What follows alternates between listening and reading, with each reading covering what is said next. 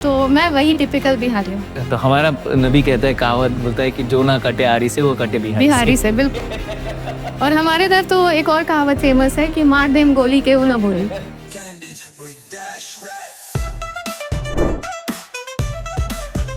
नमस्ते, good evening मिंगलावा। आप सभी का स्वागत है कैंडिड विद दशरथ में, brought you by Royal Croton Tours and travels.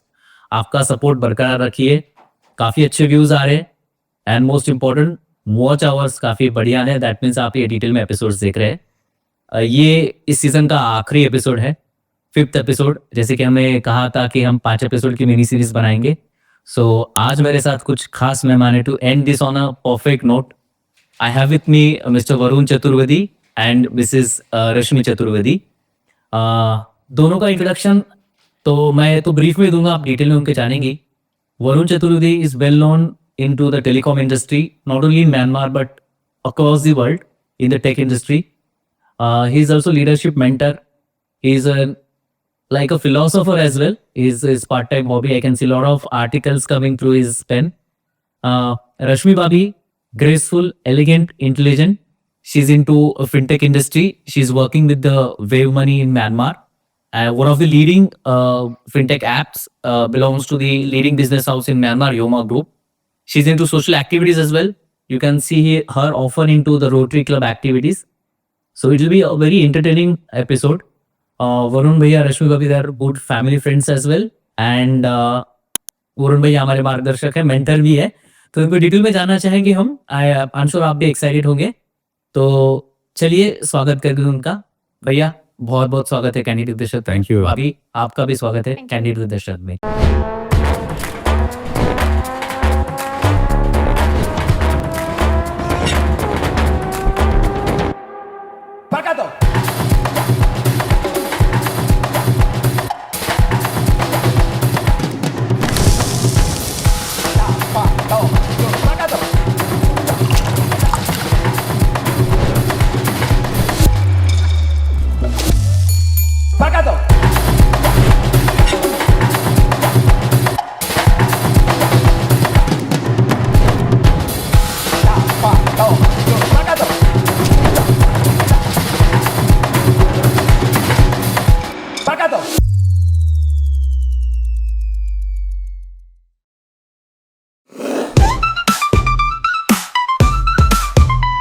तो चलिए बढ़ते हैं हम अपने प्रोग्राम के पहले सेगमेंट में, जान पहचान, जिसमें हम अपने गेस्ट का इंट्रोडक्शन करवाते हैं, उनका परिचय, उनको डिटेल में जानते हैं, कैंडिड अनफिल्टर्ड।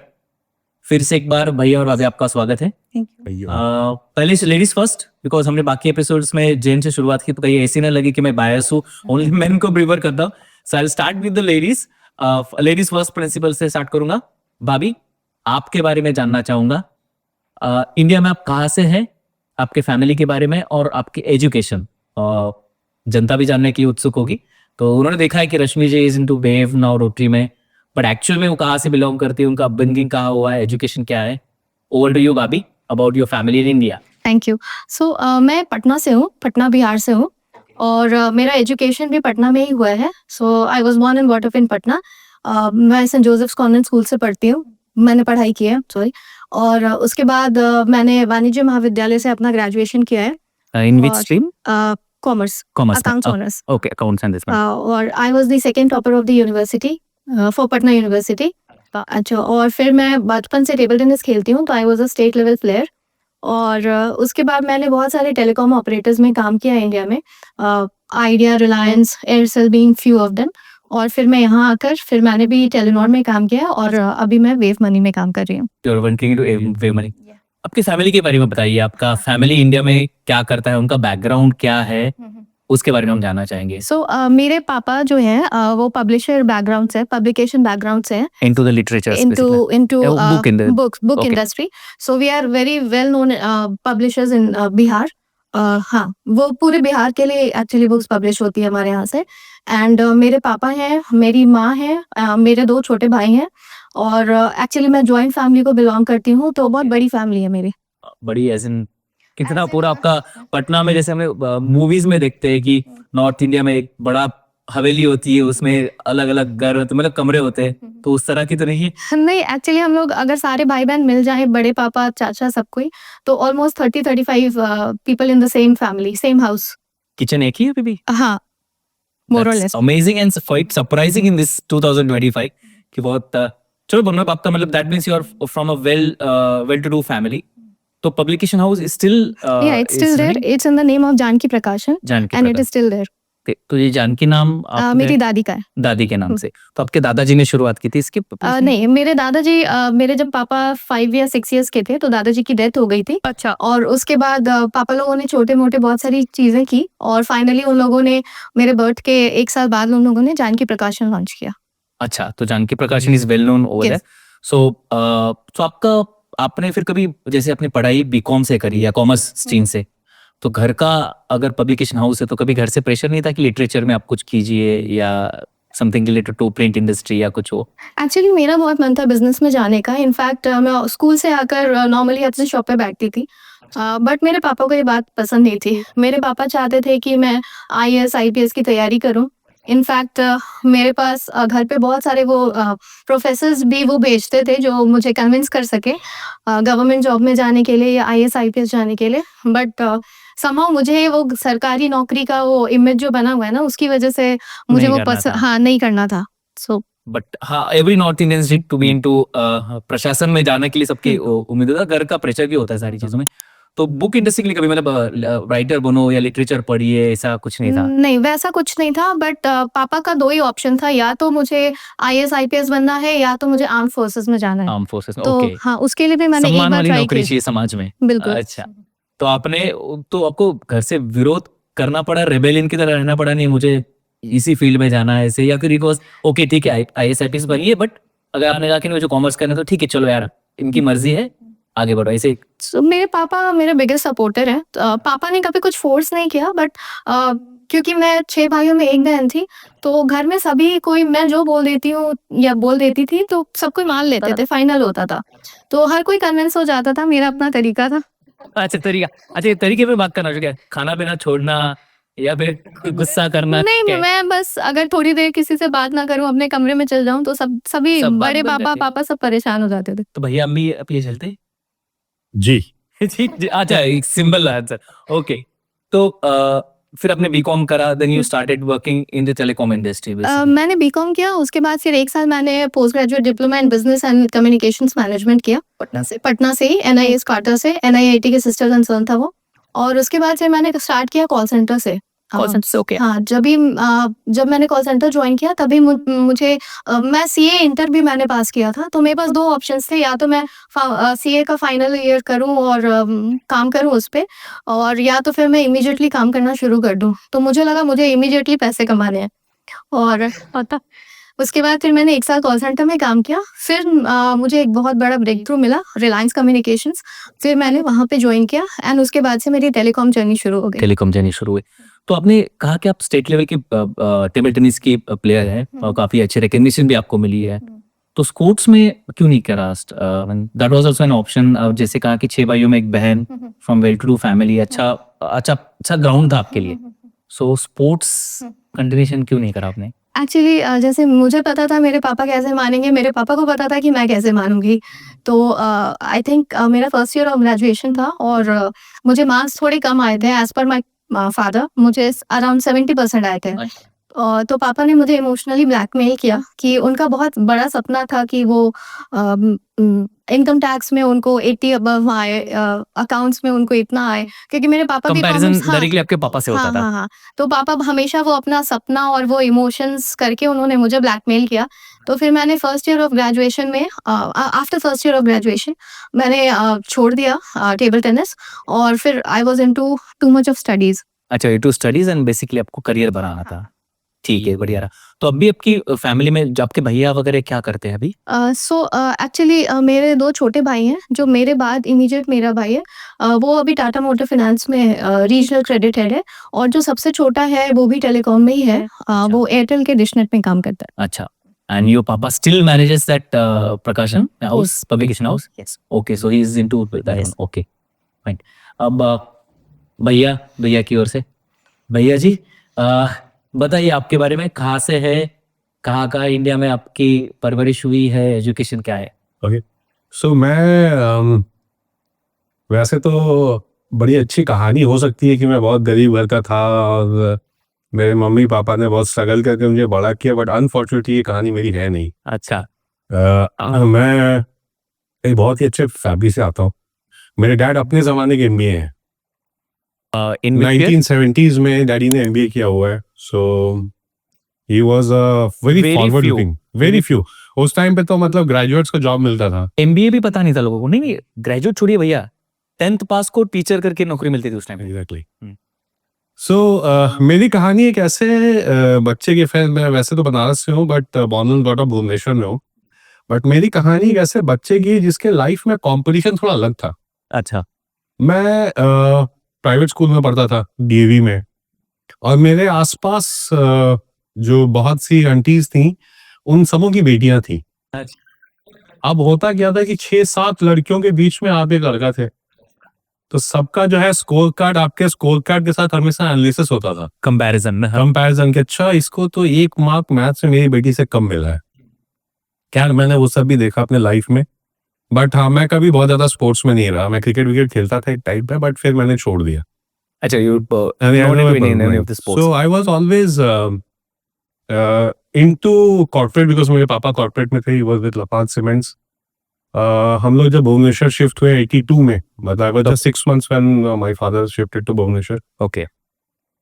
उस टाइम पे इंडस्ट्रीज बहुत कम थी, तो we stayed there in Bhubaneswar. बहुत अच्छा शहर है, अगर आप लोग कभी गए हो तो, और अगर नहीं गए तो ज़रूर जाइएगा उस शहर में, बहुत ही अच्छा शहर है।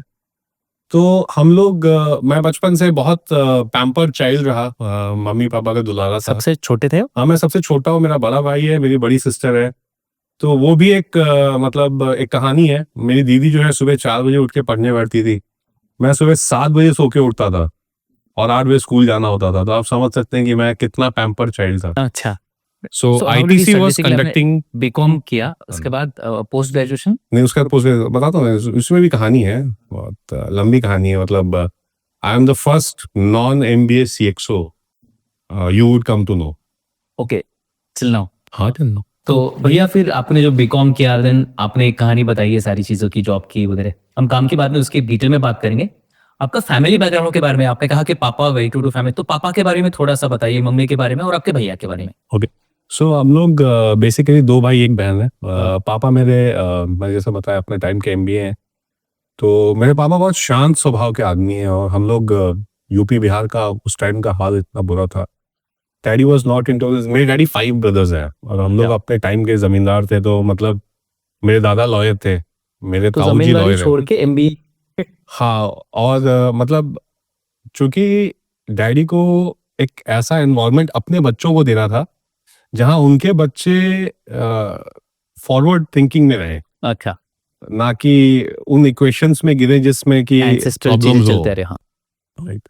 और इस वजह से डैडी ने यूपी छोड़ा, और हम लोग भुवनेश्वर शिफ्ट हुए। एक जॉब भी था उनका। इनफैक्ट डैडी को MBA करने के बाद ओबरॉयज में भी नौकरी मिली थी, ओके। ओबरॉय होटल्स में उस टाइम पे। बट He wanted to ब्राह्मण continue. फैमिली एंड ऑल, तो दादी का बहुत प्रेशर था उनके ऊपर, जैसा डैडी बताते हैं हम हाँ। लोगों को। तो then daddy took this cement industry. Mom मेरी अपने जमाने की डबल MBA है। शी वाज, उनका अपना NGO था। Okay. मतलब अभी तो उन्होंने हैंड ओवर कर दिया उसको, and she was in fact awarded by the governor of Orissa for Contribution in the society. Contribution to the society being a non Oriya. Okay. मतलब हमने बचपन से देखा है मम्मी को केसेस लड़ते हुए फॉर डिप्राइव वुमन, ये जितने भी सो Welfare of- called social welfare आज आप तो देख रहे हैं, मैं बचपन से उसे देखता रहा हूँ। तो मुझे काफी मैंने अपनी मम्मी को बहुत एक्टिव देखा है, एंड इसी वजह से हमारे घर में जितनी भी फीमेल्स हैं वो या तो वर्क में है, या वो किसी ना किसी ऐसी एक्टिविटी में जो पॉजिटिवली कंट्रीब्यूट करता है सोसाइटी को। सोसाइटी को।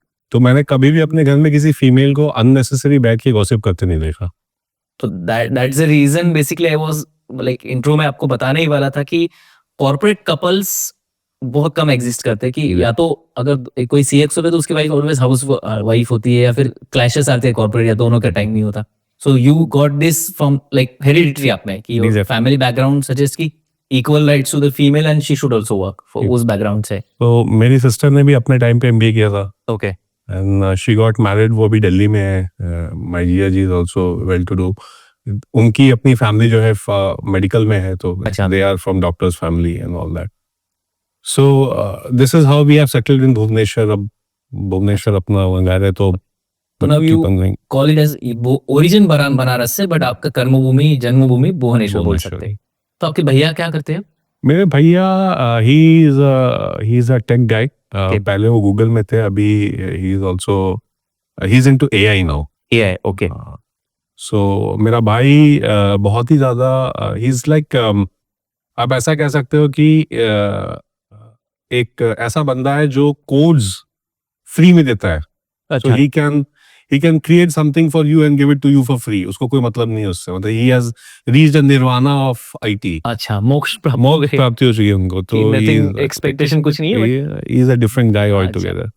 सो मतलब- basically you are from very well to do educated and modern family से. I wish I With could the say values. this. I said I wish I could say that I was from a very poor family and मैंने बहुत struggle किया, but unfortunately आपका struggle अलग था. आप मैं सोच सकता हूँ कि मम्मी एमबीए है, पापा एमबीए है, बड़ी सिस्टर एमबीए, भैया MCA. भैया MCA. हाँ, सब पोस्ट ग्रेजुएशन और आप बीकॉम करके निकल लिए जॉब करने के लिए. और वो लाइक वन मैन और नहीं लगा. मैं वन मैन ऑड हमेशा से रहा हूँ. मतलब एक्चुअली हमारे घर में हम लोग 6 भाई हैं. मतलब we are also a joint family. तो हमारे घरों मतलब मेरे फादर्स की जो पॉलिटिकल आइडियोलॉजी है, it is align to Congress. Okay. और मैं हमेशा से BJP के हाँ right wing. Right winger, so you अच्छा. Can call it that way. तो जैसे मेरा नाम वरुण है, मेरे भैया का नाम राहुल है, अच्छा. Because it is Rahul Gandhi and Varun Gandhi. अच्छा. Exactly. It's inspired by that. इससे इंस्पायर्ड है. हमारे जो सबसे बड़े ताऊजी हैं, उनके बड़े बेटों का नाम राजीव और संजय है. So that is the kind of influence the Congress party है एज इन. मेरे दादाजी अपने जमाने में काफी इन्फ्लुएंशियल थे भी. अच्छा. No one from the political background, अगर फॉर एग्जांपल अगर उनको इतना इन्फ्लुएंस है कांग्रेस की विचारधारा से या फिर प्रो कांग्रेस बोल सकते हैं, तो अगर इतने बड़े उस टाइम पे अगर कोई एमबीए होता तो ऑटोमेटिकली वो बोले यार आप एमएलए कंटेस्ट करो. मतलब उनको कांग्रेस वाज ऑन 90s में या 80s में Congress was going to the for revolution या मॉडर्न इंडिया बनाने के इसमें थे. दे वांटेड एजुकेटेड पीपल जो बहुत कम थे and your family is one of them. So कोई ऐसा अपॉर्चुनिटी वगैरह आई थी फैमिली? सो यही एक रीजन था कि डैडी ने यूपी बिहार को कंप्लीटली छोड़ दिया. अच्छा. He is completely a guy who is like शांति प्रिय किस्म का आदमी है, मतलब with his family and all. और उनको वो नहीं था कि मैं पॉलिटिक्स में जाऊं. अदरवाइज मेरा एक भतीजा है, वो दिल्ली यूनिवर्सिटी में he became a president also. Okay. मेरे चाचा के लड़के का बेटा है. सो मतलब family wise we are there is a bunch of people who are into politics and active politics. Okay. and हम लोग जो है we are into corporate. so मेरे भैया corporate में, पापा कॉर्पोरेट पापा corporate में, मैं दैट ब्रांच स्टार्टेड कॉर्पोरेट वाली. पर अभी आपके फैमिली से कोई पॉलिटिकली कनेक्टेड, बिकॉज जनरली होता है when you are into from the well to do family और थोड़ा एजुकेटेड हो और आपका बैकग्राउंड भी थोड़ा सा एकदम वाइट कॉलर में बोल सकते हैं कि जिसमें प्रकाशन पब्लिकेशन हाउस से है और उस टाइम पे वही था कि बड़े लेके लोगों की होती, तो आपका उसमें मेरे कोई पॉलिटिकल इन्फ्लुएंस या कोई अलाइनमेंट नहीं है कहीं? एक्चुअली पॉलिटिकल इन्फ्लुएंस कह सकते हैं कि था हमारे फैमिली में काफ़ी, बट कोई पॉलिटिक्स में गया नहीं. सो मेरे एक चाचा हैं, ही वाज द जर्नलिस्ट मतलब इन बिहार, और ही was the head of the sports journalist association of Bihar. लेकिन और हमारे यहाँ जैसे ये पासवान जी हैं या मिनिस्टर्स है, वो आना जाना उनका लगा रहता था. बट मेरे पापा के बहुत अच्छे फ्रेंड थे बीजेपी के, जो अब नहीं रहे, तो वो आना जाना लगा रहता था. बट कभी भी ऐसा नहीं था कि हमें पॉलिटिक्स में, हाँ, और मेरे पापा, बड़े पापा को बिल्कुल ये पसंद नहीं था कि कोई भी, बट मे बी मैं फ्यूचर में शायद पॉलिटिक्स में जाऊँ. पॉलिटिक्स में हम सब गिरे और रोशन सीख रहे हैं सारी चीजें, तो फ्यूचर तो वही बनता है. भैया जैसे आप मैं हमसे जब भी आपसे इंटरेक्ट होता हूँ, आप जैसे सनातन धर्म के बारे में बात करते, सनातन ऐसे रिचुअल्स पूजा के बारे में बातें करते हैं कि कौन सी भी चीजें धार्मिक एंगल से इस तरह से होनी चाहिए. तो ये आपके फैमिली में धर्म का या धार्मिक कर्मकांड का इतना प्रभाव है? देखिए हम लोग देखिए ऐसे बोलना तो नहीं चाहिए ऑन द कैमरा, लेकिन जो चतुर्वेदी होता है ना, ये हमारे डीएनए में ही है, अच्छा, ठीक है। तो चार हम- वेदों का ज्ञान। चार वेदों के ज्ञाता मेरे दादाजी जो थे अपने टाइम पे, जब आई थिंक मैंने जब उनको देखा था, he was in his 90s, तो वो तब भी शिवलिंग बना के पूजा करते थे रोज, हाँ। राइट। 108 शिवलिंग हमारे घर बनता था और रोज की पूजा करते थे। के मम्मी भी मेरी काफी धार्मिक है, पापा भी मेरे काफी रिलीजियस है उस मामले में। और आपको बचपन से आपके घर से मैं डीएवी से पढ़ा हूँ, तो अच्छा। ये इन्फ्लुएंस तो हमेशा रहेगा ना भाई। रहेगा। एंड बाय एनी चांस कि आप जैसे बनारस से, तो काशी में आपके पूर्वज पंडित थे या महंत थे या कोई नहीं ऐसे नहीं कुछ नहीं, ऐसे हम लोग उस लीनियज से नहीं आते हैं। अच्छा। देखिए, एक बहुत बड़ा डिफरेंस समझिए पंडित और ब्राह्मण के बीच में। अच्छा, ओके, हमारे लिए दोनों सेम है, नहीं, इसे मैं आपसे जानना चाहूंगा। तो हर पंडित ब्राह्मण हो सकता है, लेकिन हर ब्राह्मण पंडित नहीं हो सकता, हाँ, ठीक है। तो जो कर्म कांड करते हैं, जो एक देवता के मंदिर में बैठ के या आपके लिए जो रिचुअल्स करते हैं, उन्हीं को सिर्फ पंडित कहा जाता है। ओके, बट ब्राह्मण एक ऐसा क्रीम आपके सोसाइटी का था जो कि एजुकेशन में था, और वहीं से एक स्ट्रीम निकल के पंडित बना। विचारधाराओं में था और मेन स्ट्रीम में था, ठीक है। तो आपका भाभी, आप भी सेम फैमिली से, तो आपका भी ऐसा कोई घर पे तरीस भैया के जितना नहीं है। हाँ। तो ये बोलो चतुर्वेदी या पांडे, तो पांच वेद में पांचवा वेद आप इन्वेंट कर लीजिए। नहीं, चतुर्वेदी देखिए, बहुत, अगर आप कभी हमारे साथ बनारस जाएंगे तो आपको पता चलेगा कि मैंने अभी ब्रह्मा का एक नाम भी चतुर्वेदी है, अच्छा, क्योंकि 4 वेदों के ज्ञाता चलिए आज हम नहीं है, बट उस लीनियज को तो हम जरूर कैरी कैरी करते हो। अच्छा, चलो बढ़िया रहा ये। हमने दोनों का भी फैमिली बैकग्राउंड डन किया है। Both are from well to do family, educated family और मॉडर्न थॉट्स की फैमिली है विद देयर वैल्यूज प्रिजर्व्ड। दोनों चीजें साथ में लेके चलना जो काफी कम है। And both are from the nuclear family, जहाँ पर बहुत बड़ा परिवार है, बहुत बड़ा महल रहता है या हवेली होती है, और वहां पर सारे परिवार साथ में रहते हैं। तो it's very rare and good thing to know about this one.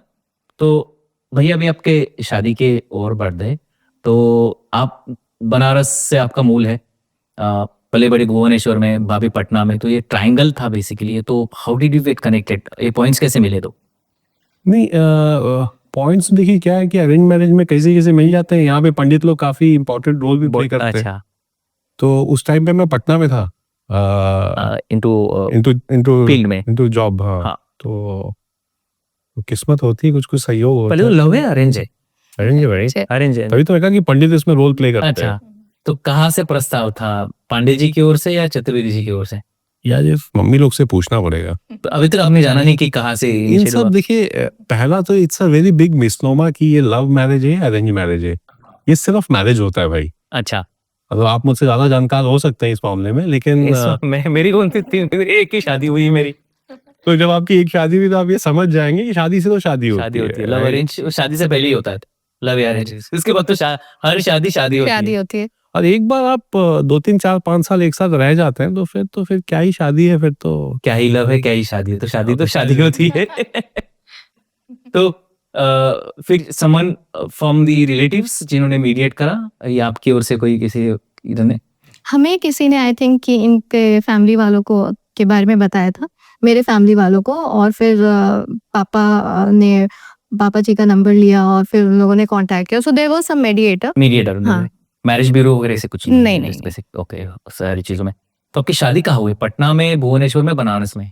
Patna में हुई थी भाई। पटना में, हाँ। जनरली लड़की नॉर्थ इंडिया में लड़की के यहाँ पर शादी नहीं, हुई। उसमें थोड़ा वो था। एक्चुअली मेरी शादी से कुछ टाइम पहले मेरी नानी गुजर गई थी। अच्छा, तो चूंकि फैमिली हम लोग की फैमिली काफी स्कैटर्ड है, मतलब बिटवीन बिहार एंड यूपी। मेरी दीदी लोग की शादी यूपी में भी हुई है, बिहार में भी हुई है। बुआ लोग मेरी बिहार में ही रहती हैं, तो उस हिसाब से, क्योंकि ये पूर्वांचल जो शब्द आप सुनते हैं ना, हाँ, यूपी, बिहार और पूर्वांचल, उन दोनों के बीच का है। हाँ, तो पूर्वांचल एक्चुअली उन दोनों के बीच का इलाका है, तो हम लोग वहां से आते हैं एक्चुअली। तो फैमिली काफी स्कैटर्ड थी, और मैं छोटा बेटा था, तो मेरे बाद एक ही भाई है हमारा जिसकी भी शादी हो गई अब। तो काफी वो था कि ऐसी जगह पे करो जो सेंट्रल है, क्योंकि भुवनेश्वर काफी एंड पे होता था, और शायद मेरे पापा थोड़ा वो भी थे कि चलिए ठीक है, इन लोगों को भी ज्यादा तकलीफ नहीं होगी। बिल्कुल सही है। तो जैसे नॉर्थ इंडिया में होती है, अब लाइक आपने दोनों ने कहा कि वेल टू डू फैमिली, तो एक सोशल प्रेशर होता है कि बहुत बड़ी शादी करे, बिग फैट इंडियन वेडिंग, ऐसा आपके शादी के बारे में कुछ शादी की खासियतें बताइए मुझे कि क्या मतलब समथिंग स्पेशल क्या था अलग ऐसे। मैं बताऊं, एक तो पैम्पर चाइल्ड, आप भी पैम्पर चाइल्ड जैसे 6 भाइयों में एक बहन, ये इतने अच्छे फैमिली से जैसे जिसमें आती ग्रेस, तो कुछ तो शौक होंगे। जब हमारी शादी हो रही थी तो चाणक्य होटल में शादी हुई हमारी, जो सबसे बड़ा होटल है आज की डेट में भी पटना के अंदर में, मतलब उससे अच्छा। बड़ा कोई प्रॉपर्टी था नहीं। और जापानीज हमारी Team? शादी को रिकॉर्ड कर रहे थे। Okay okay. So there was a bunch of Japanese and Korean people जो बौद्ध गया के लिए आए हुए थे, तो उन्होंने रुक के हमारी शादी पूरी रिकॉर्ड की, अटेंड की। और बिना इनवाइट खाना खा के चले गए शायद। वो हमने सॉरी सिर्फ नहीं, मेरे पापा ने इनवाइट किया अच्छा, उनको, उन्होंने एंड invite किया then they had dinner and then they went. अच्छा। So it was that kind of a scale. मेरे फ्रेंड्स तो लोडेड राइफल्स भी लाए थे, बट क्योंकि मेरे पापा को ये सब पसंद नहीं, तो कोई फायरिंग वायरिंग तो हुई नहीं। गाड़ी में रख दें। हाँ, वो तो पटाखे भी नहीं। ऐसे मेरे पापा का ऐसा है ना कि अगर आप रोड पे कोई जा रहा है तो आपकी बारात उस रोड को डिस्टर्ब नहीं करना चाहिए। हाँ, सिविक सेंस। सिविक सेंस के मामले में बहुत धनी है, तो ही एंश्योर्ड कि बारात में ऐसा कोई ड्रामा ना हो कि लोगों को पटना बहुत तकलीफ हो। कंजेस्टेड हो, हाँ। कंजेस्टेड शहर है, तो पापा ने बोला कि ऐसा कोई ड्रामा नहीं करना है, whatever you have to do you do in with in the hotel only. तो ये तो आपकी ओर से, लेकिन आप पटना से बिहार का कल्चर कंप्लीट अलग है। जब तक वही तीर ना चले ऊपर हवा में राइफल पे, ऐसे कैसे कोई हल्ला ना बचे। अरे तो तो आप क्या है, मतलब बहुत सीधे लोग हैं। लड़कों के बारात से पहले ये लोग गोली चला देते हैं, क्या बात कर रहे हैं सर? अरे लड़कों में हवा में बात कर रहा हूँ। तो मेरे फैमिली में था कि मेरे घर की पहली लड़की की शादी है, तो शादी ऐसी करनी है और लड़का ऐसा होना चाहिए, खानदान ऐसा होना चाहिए कि सब देखें कि हमने कितनी अच्छी शादी करी है। तो लड़का भी वैसा ही होना चाहिए और खानदान भी वैसा ही होना चाहिए। बट आई थिंक जो आप बैकग्राउंड चेक्स की बात कर रहे हैं, लड़का और फैमिली दोनों ही इम्पोर्टेंट है, and I think from both sides in ये लोग भी दोनों क्राइटेरिया पे खड़े हाँ, होते हैं। ये लोग भी आए थे हमारे यहाँ से भी, पापा बड़े पापा लोग गए थे, गांव में भी सबसे मिले थे, तो वो सारा होने के बाद ही हमारी शादी हुई थी। सवाल ये नहीं था कि पापा ने आपको क्यों पसंद किया, सवाल ये अब था जब कि मैंने आपने अपनी मुझे तारीफ किया। कर ली, तो अब मैं तुम्हारा बता था कि फाइनलाइजेशन जो है वो हमारी फैमिली के एंड से हुआ, अच्छा। तो बाद में ये बताया गया कि ये लड़की है। और आप क्राइटेरिया सबके क्या थे? मेरा कोई क्राइटेरिया नहीं था अरे भाई। पेरेंट्स के आपका जो होगा ना, मम्मी, वो लाइक एजुकेटेड होनी चाहिए। हाँ, मम्मी का मेरा ये हमेशा से क्लियर था मम्मी पापा का कि लड़की मतलब she should be well educated, और ऐसी हो कि मतलब घर भी संभाल सके, and she should be working also. अच्छा। मेरी माँ इस मामले में बहुत क्लियर थी कि उनको सास पता होगा, कोई ड्रामा नहीं चाहिए घर के अंदर में। तो she was always forward thinking, and उनको बहू भी वैसी चाहिए थी, शायद हो सकता है ये जॉब वॉब करती थी तो अच्छा, हमने- तो वो एक क्राइटेरिया मीट हो गया। ओके। दूसरा, अब अपने मुद्दे पे आपने, जैसे उन्होंने आपकी जमीन देखी, आपने भी तो कुछ देखा होगा। पापा ने देखा होगा, मैं नहीं कह रहा है कि इस तरह पे सब पापा पे डाल रहे हैं, पापा फॉरवर्ड है, पापा फॉरवर्ड है, ये सब। अभी जो मुद्दे की बात एक नहीं, देखिए, एक चीज हमेशा याद रखिएगा कि जब शादी आपके माता पिता फिक्स करते ना, तो ये बड़ा अच्छा चीज होता है। अगर आप करते हैं कोई भी डिसीजन जो आपने लिया, तो रिस्क और गेन आप ही का है। करेक्ट। आप समझ गए ना? तो पूरा अभी तो गेन आप ले रहे, रिस्क पापा पे डाल रहे जो। रिस्क पापा में रहेगा। चलो बढ़िया है। तो अब हमने जान लिया इनके बारे में, इनका परिचय देख लिया, इनकी शादी कैसी हुई, फैमिली के बारे में जान लिया। तो अब अगले सेगमेंट में मिलेंगे हम। अब भैया से जानना चाहेंगे दोनों से, म्यांमार में कैसे जैसे आपने कहा कि और इन गुड पोजीशन, आपकी फैमिली बैकग्राउंड बहुत बढ़िया है, भाभी का फैमिली बैकग्राउंड बहुत अच्छा है, और इन गुड एजुकेशन, आपके सेक्टर में आप दोनों ने रिलायंस में आपने काम किया, यूनिडॉट में आपने काम किया, जितने लीडिंग कंपनीज में काम करने के बाद how did you land in Myanmar? Like job आपकी पहले लगी थी या आपकी पहले लगी थी? किसने किसको ट्रैक किया है यहाँ पर? मैंने रश्मि को ड्रैग किया था एक्चुअली। सॉरी।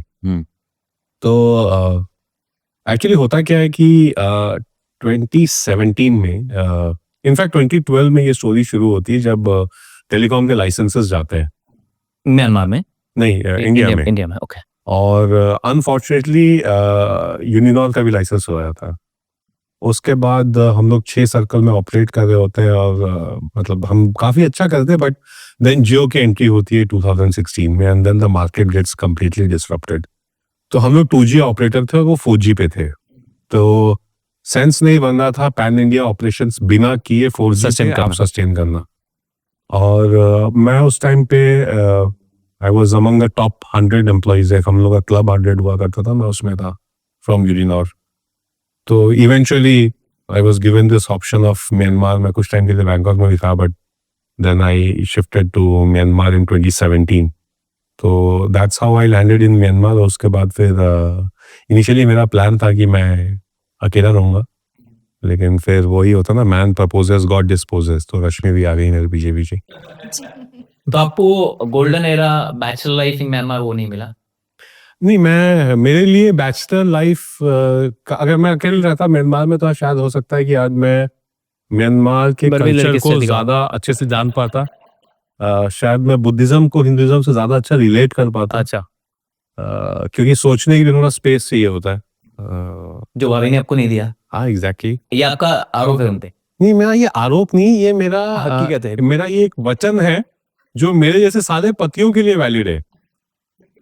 आपका कुछ विशेष टिप्पणी इस पे?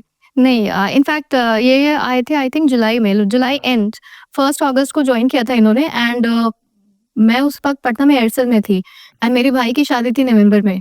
तो मैंने तो प्लान करा ही हुआ था कि जैसे ही उसकी शादी खत्म होगी उसके बाद मैं चली जाऊंगी।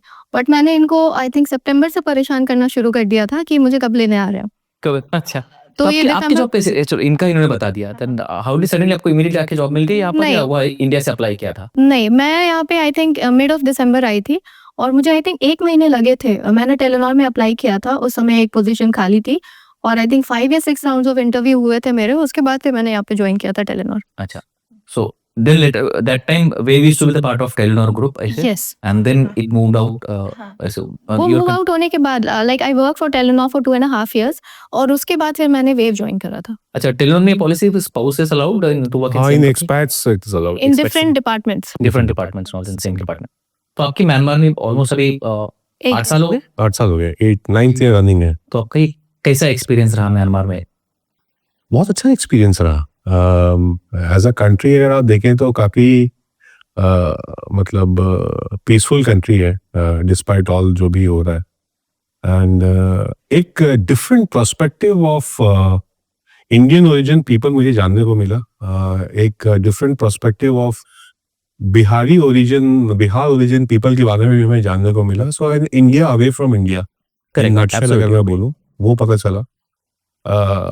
इसने मुझे इंस्पायर किया कुछ और चीज़ों के लिए भी यहाँ से, जिसने जो आज की डेट में मुझे शेप कर रहा है। So I think I will be always grateful to this country, this soil, for enlightenment एक तरीके से, which is more towards philosophy. अच्छा, ओके। सो यहाँ पे एक और चीज़ है, मतलब जब मैं थोड़ा सा वैसे शॉर्ट टर्म पर आदमी था एक टाइम पे इंडिया में, अभी भी है? अभी थोड़ा बहुत, but it has come down from से अ स्केल ऑफ 10 टू, उस टाइम पे मैं 8 या 9 पे था और आज की डेट में मैं 1 और 2 पे हूँ। I don't agree. भाभी आप एग्री करती हैं इससे? Yes, agree? अच्छा, I have seen him in that phase. अच्छा, आपने देखा हुआ। अच्छा, मैंने 1 to 2 पे ही देखा आपको। हाँ Okay. हाँ, तब तो म्यांमार तो बुद्धिज्म के प्रिंसिपल आपने अडॉप्ट कर लिए। नहीं। मान सकते हैं कि बुद्ध भूमि में आपको शांति नहीं, शांति नहीं, वो गलत चीज है। मुझे एक कोरिलेशन जो है ना वो मिला कि हिंदुइज्म जो एक इतनी पुरानी फिलॉसफी है, मैं इसको रिलीजन नहीं कहता, फिलॉसफी ऑफ लाइफ है, इससे इतने ब्रांचेस निकले, राइट। और अनफॉर्चुनेटली मैंने कुछ ऐसे लोगों को देखा था एक पॉइंट ऑफ टाइम पे जो कि इस चीज को कोरिलेट नहीं कर पाते थे। शायद मैं भी नहीं कोरिलेट कर पाता अगर मैं बाहर नहीं आता, राइट। जी। और म्यांमार में ओब्वियसली थोड़ा टाइम तो रहता ही है, तो आप you can study a little more deeper, right. तो सेल्फ डेवलपमेंट के लिए काफी अच्छा टाइम। अभी आपका फिर कैसे रहा म्यांमार में एक्सपीरियंस? लाइक ही सेड कि एक्चुअली हम लोग इंडिया के बाहर भी बहुत बड़ा इंडिया है जो हमें पता नहीं होता है। इनफैक्ट यहाँ के लोगों को भी पता नहीं है। बिल्कुल, आप एक किसी बिहारी से बात कीजिए, हमारा दूध वाला बिहारी है, वो भोजपुरी में बात करता है और उसकी भोजपुरी शायद मेरे से 10 गुना ज्यादा अच्छी है, बट वो कभी भी बिहार गया नहीं है। या मेरी काम वाली, मेरे ख्याल से हमसे ज्यादा कल्चरल वैल्यू वो लोग कैरी करते हैं। हाँ। एग्जैक्टली। और जैसे मेरे बुद्धिस्ट कलीग्स हैं, फ्रेंड्स हैं, तो the way they C Buddhism और जो मुझे बुद्धिज्म पता है, क्योंकि मैं बिहार से आती हूँ, बोध गया बुद्ध की जन्मभूमि। जन्मभूमि कह सकते हैं। मेरा जो कॉलेज है वो अशोक की यूनिवर्सिटी, मतलब अशोक के महल पे हमारी यूनिवर्सिटी बनी हुई है। तो मैं जिस कल्चर से आती हूँ और यहाँ पे जो कल्चर है, बुद्धिज्म के जो डिफरेंट शेड्स आप कह सकते हैं ना, वो देखने को मिलता है। और प्लस जो लोगों की सिंप्लिसिटी है ना, लोगों के एस्पिरेशंस है ना, हम लोग हर छोटी-छोटी चीज़ को जिस तरह से स्ट्रेस लेते हैं और यहाँ पे जैसे हर छोटी चीज़ को वो लोग नॉर्मलाइज़ करते हैं, हाँ। तो ये चीज़ें इनसे सीखने के लिए काफ़ी ये बिल्कुल अच्छी इवन चीज़ है। मुझे भी सीखने हुए कि हम थोड़ी सी परेशानी आने के बाद डिस्टर्ब हो जाते हैं, बट यहाँ पर they used to this one. कोई भी बड़ा ये आ गया दे आर नॉर्मल, इंक्लूडिंग घर में अगर किसी का देहांत भी हुआ है तो नेक्स्ट डे देखिए नॉर्मल है। Yes, exactly. और बाकी तो सिचुएशन छोड़िए, जॉब की सिचुएशन छोड़िए, करेंसी का देखिए, सारी चीजें, but they are free, they are adaptive. वो अडेप्ट कर लेते, शांति से उसे फेस करते हैं, and you see the peace in life.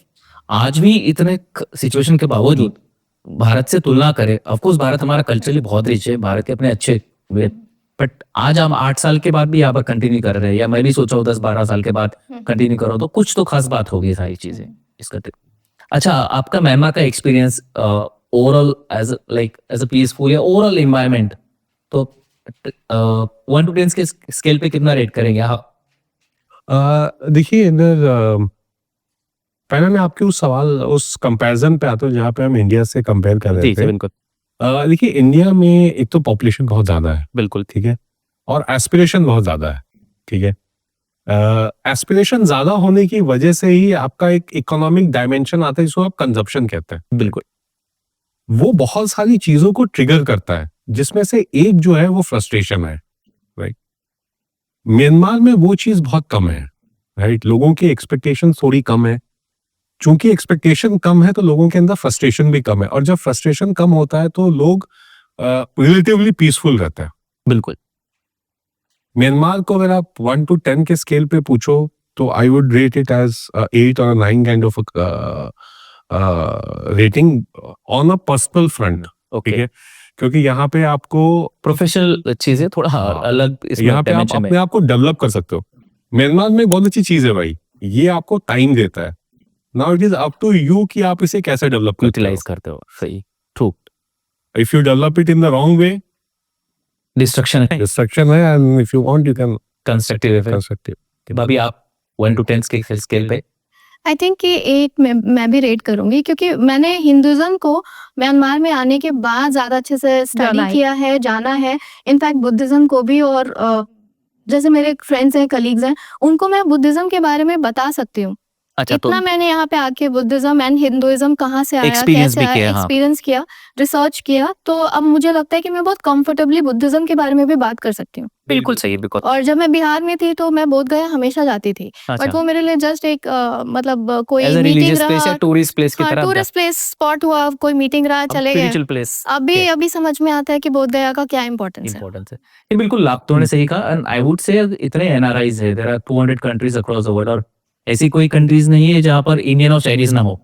तो मैंने तो नहीं देखा, जितने भी मैंने थोड़ा लिमिटेड अपना नॉलेज है उस चीज के बारे में, बट इवन कोई यूएस में भी रहता है, सिंगापुर में रहता है, दे डोंट गिव 8 रेटिंग्स कहीं पर भी। जो म्यांमार के बारे में एक बहुत बड़ा मिसकंसेप्शन है क्रिएटेड बाय वेस्टर्न मीडिया कि ऐसी है, वॉर चल रही है, ऐसे कुछ नहीं है यहाँ पर। It's a peaceful country, that's why लोग इतने साल रहते हैं। ऐसे I have seen the people जिनको सिंगापुर पोस्टिंग मिली है, डेवलप कंट्री, अच्छी खासी सैलरी है, बट वो they are always in a hunt कि यार वापस म्यांमार आने की अपॉर्चुनिटी कम नहीं है।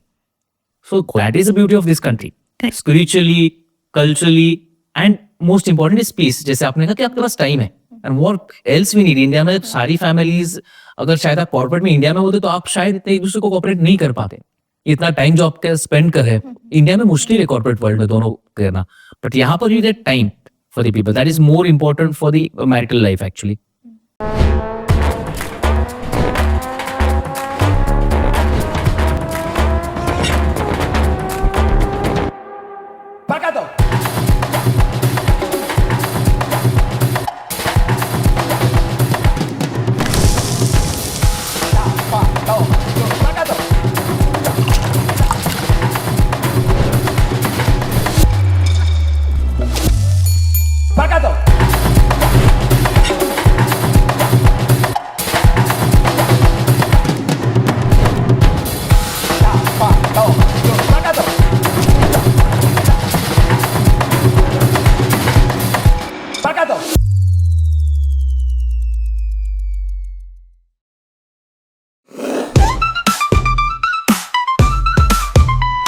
तो अब हम चलते हैं हमारे अगले सेगमेंट में, जो है काम के बाद। जिसमें हम अपने जो गेस्ट है उनके बिजनेस या उनके कॉर्पोरेट लाइफ या कॉर्पोरेट करियर के बारे में जानेंगे। तो मैंने जैसे कि कहा कि दोनों भी अपने अपने क्षेत्र में अपने फील्ड में एक्सपर्ट से काफी सक्सेसफुल करियर रहा है दोनों का corporate career. Perfect corporate couple we can say, जो काफी कम है, बिकॉज अगर घर में कोई बड़े ओहदे पर है तो शायद सेकंड इन कमांड जो हस्बैंड हो सकता है, वाइफ हो सकता है, वो थोड़ा सा फैमिली पे ध्यान देता है, बट दोनों ने सक्सेसफुली सारी चीजें मैनेज की है। तो how did they manage it? उनका शुरुआत कहाँ से हुई, किस तरह से उन्होंने वो चैलेंजेस को एक्सेप्ट किया, and now where they are, और फ्यूचर में उनका क्या प्लान है वो जानना चाहेंगे। तो दोनों में से कोई भी एक बता सकता है कि आपकी जर्नी जो अधूरी रह गई थी बीकॉम करने के बाद, you started with ITC. So शुरू कर दे आईटीसी से लेकर the CXO of at my last job, वो जर्नी मुझे बताइए। देन भाभी आप। सो जैसा मैं बताया, I started my career with ITC. उस टाइम पे retail was just coming up as a industry. आज भी अगर आप देखें तो it's a $16 billion industry across okay, retail as a industry. So जब हम लोगों ने इसको शुरू किया था, it was a garment chain, और हमारा जब इंडक्शन हुआ था आईटीसी में, तो we were said that you are not selling garment, you are selling fashion, अच्छा, that's great, right? Perfect branding. So we were trained in Paul academy of fashion, हमें वहाँ पे ट्रेन किया गया था। सो इसीलिए मैं फैब्रिक्स और स्टाइलिंग के बारे में थोड़ा बहुत जानता हूँ, बहुत ज़्यादा तो नहीं जानता। सो हमें वो सिखाया गया था कि अगर आप अपने आप को सही से ग्रूम नहीं करोगे तो आप लोगों को क्या बेचोगे। So then it was a very rigorous training, and फिर मैंने आईटीसी में काफ़ी लंबा स्पेंड किया अपने लाइफ का, ऑलमोस्ट 1.5 years के आसपास मैं वहाँ पे था, which was my first job.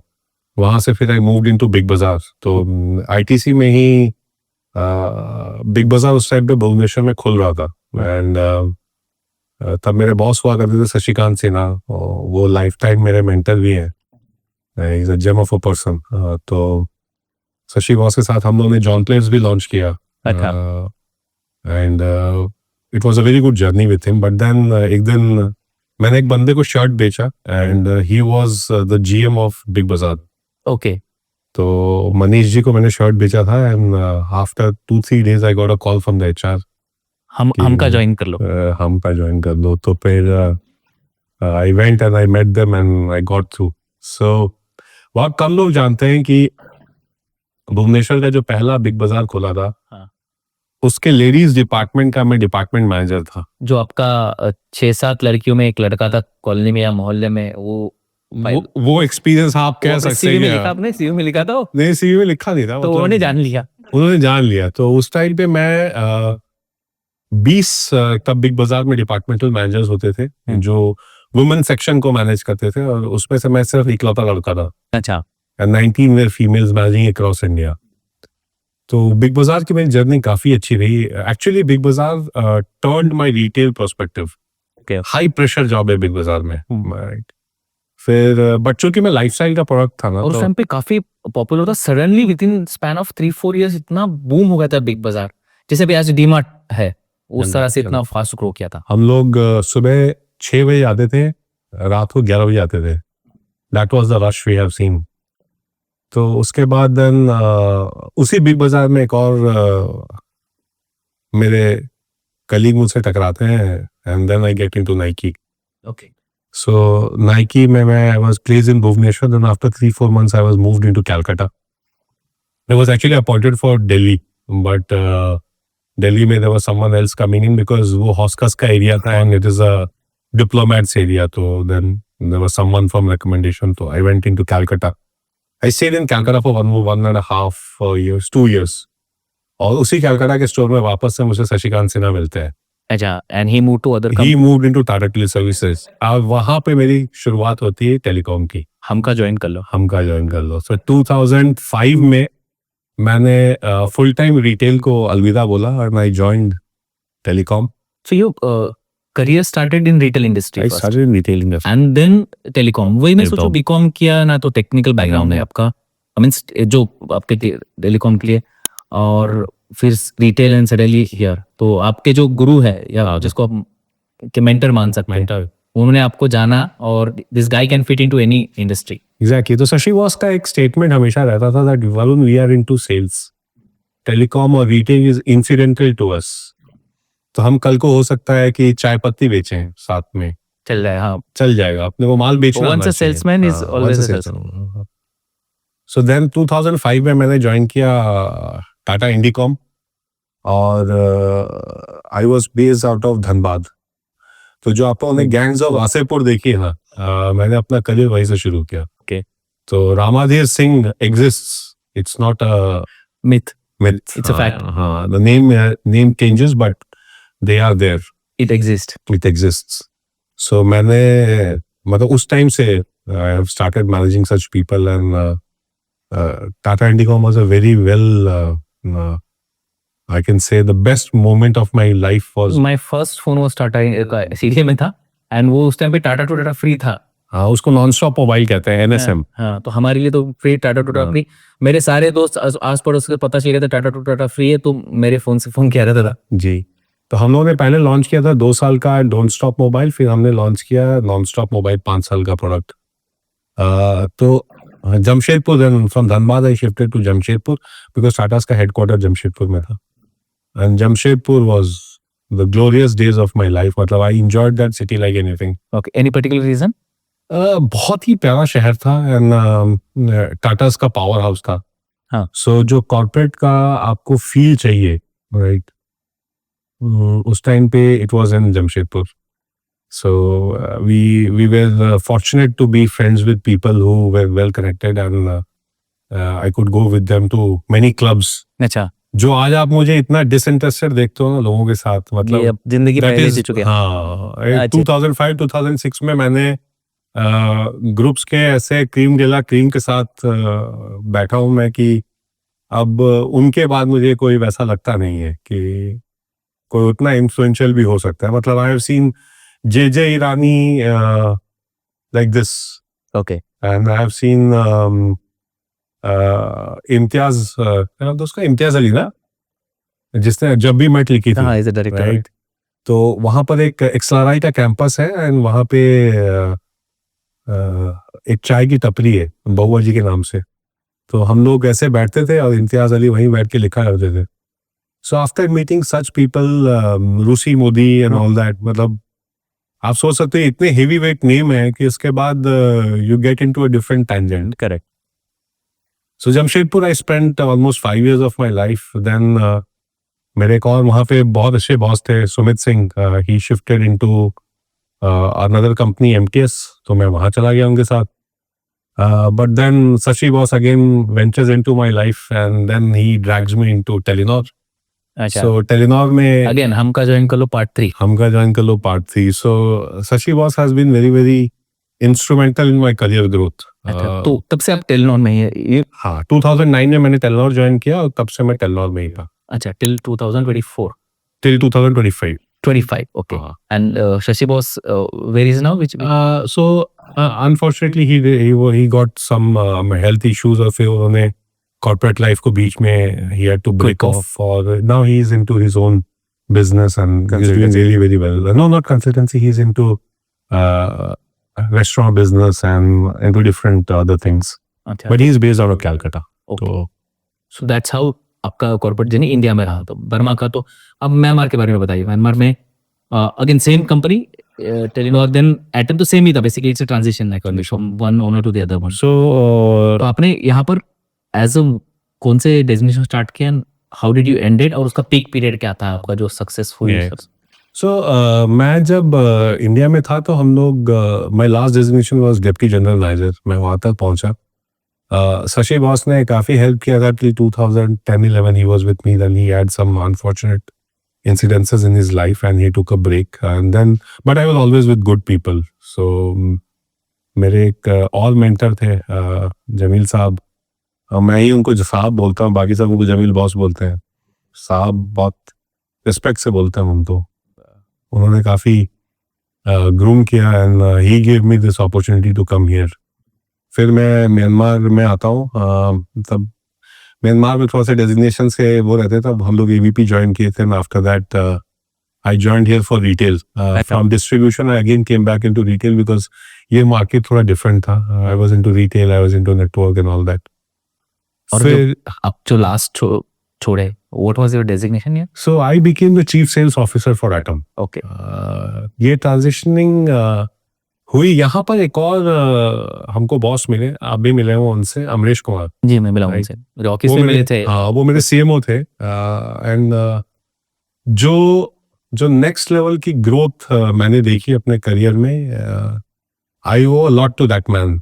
मतलब आप ये कह सकते हैं कि वो हमारे गुरु द्रोण है। अच्छा, मतलब उनसे अच्छा मेंटर। मेंटर तो वो बहुत ही अच्छे हैं, but the way he presented himself, the way Okay. He was into presentations, जो कॉर्पोरेट में जीने के लिए जरूरी है, we could learn and see and learn from him. तो अमरीश बॉस का काफी बड़ा रोल रहा मेरे करियर के ग्रोथ में। जिस टाइम पे कोविड और जो पॉलिटिकल सिचुएशंस यहाँ थी, मैंने उस साल के अंदर में 2 बार ग्रोथ ली।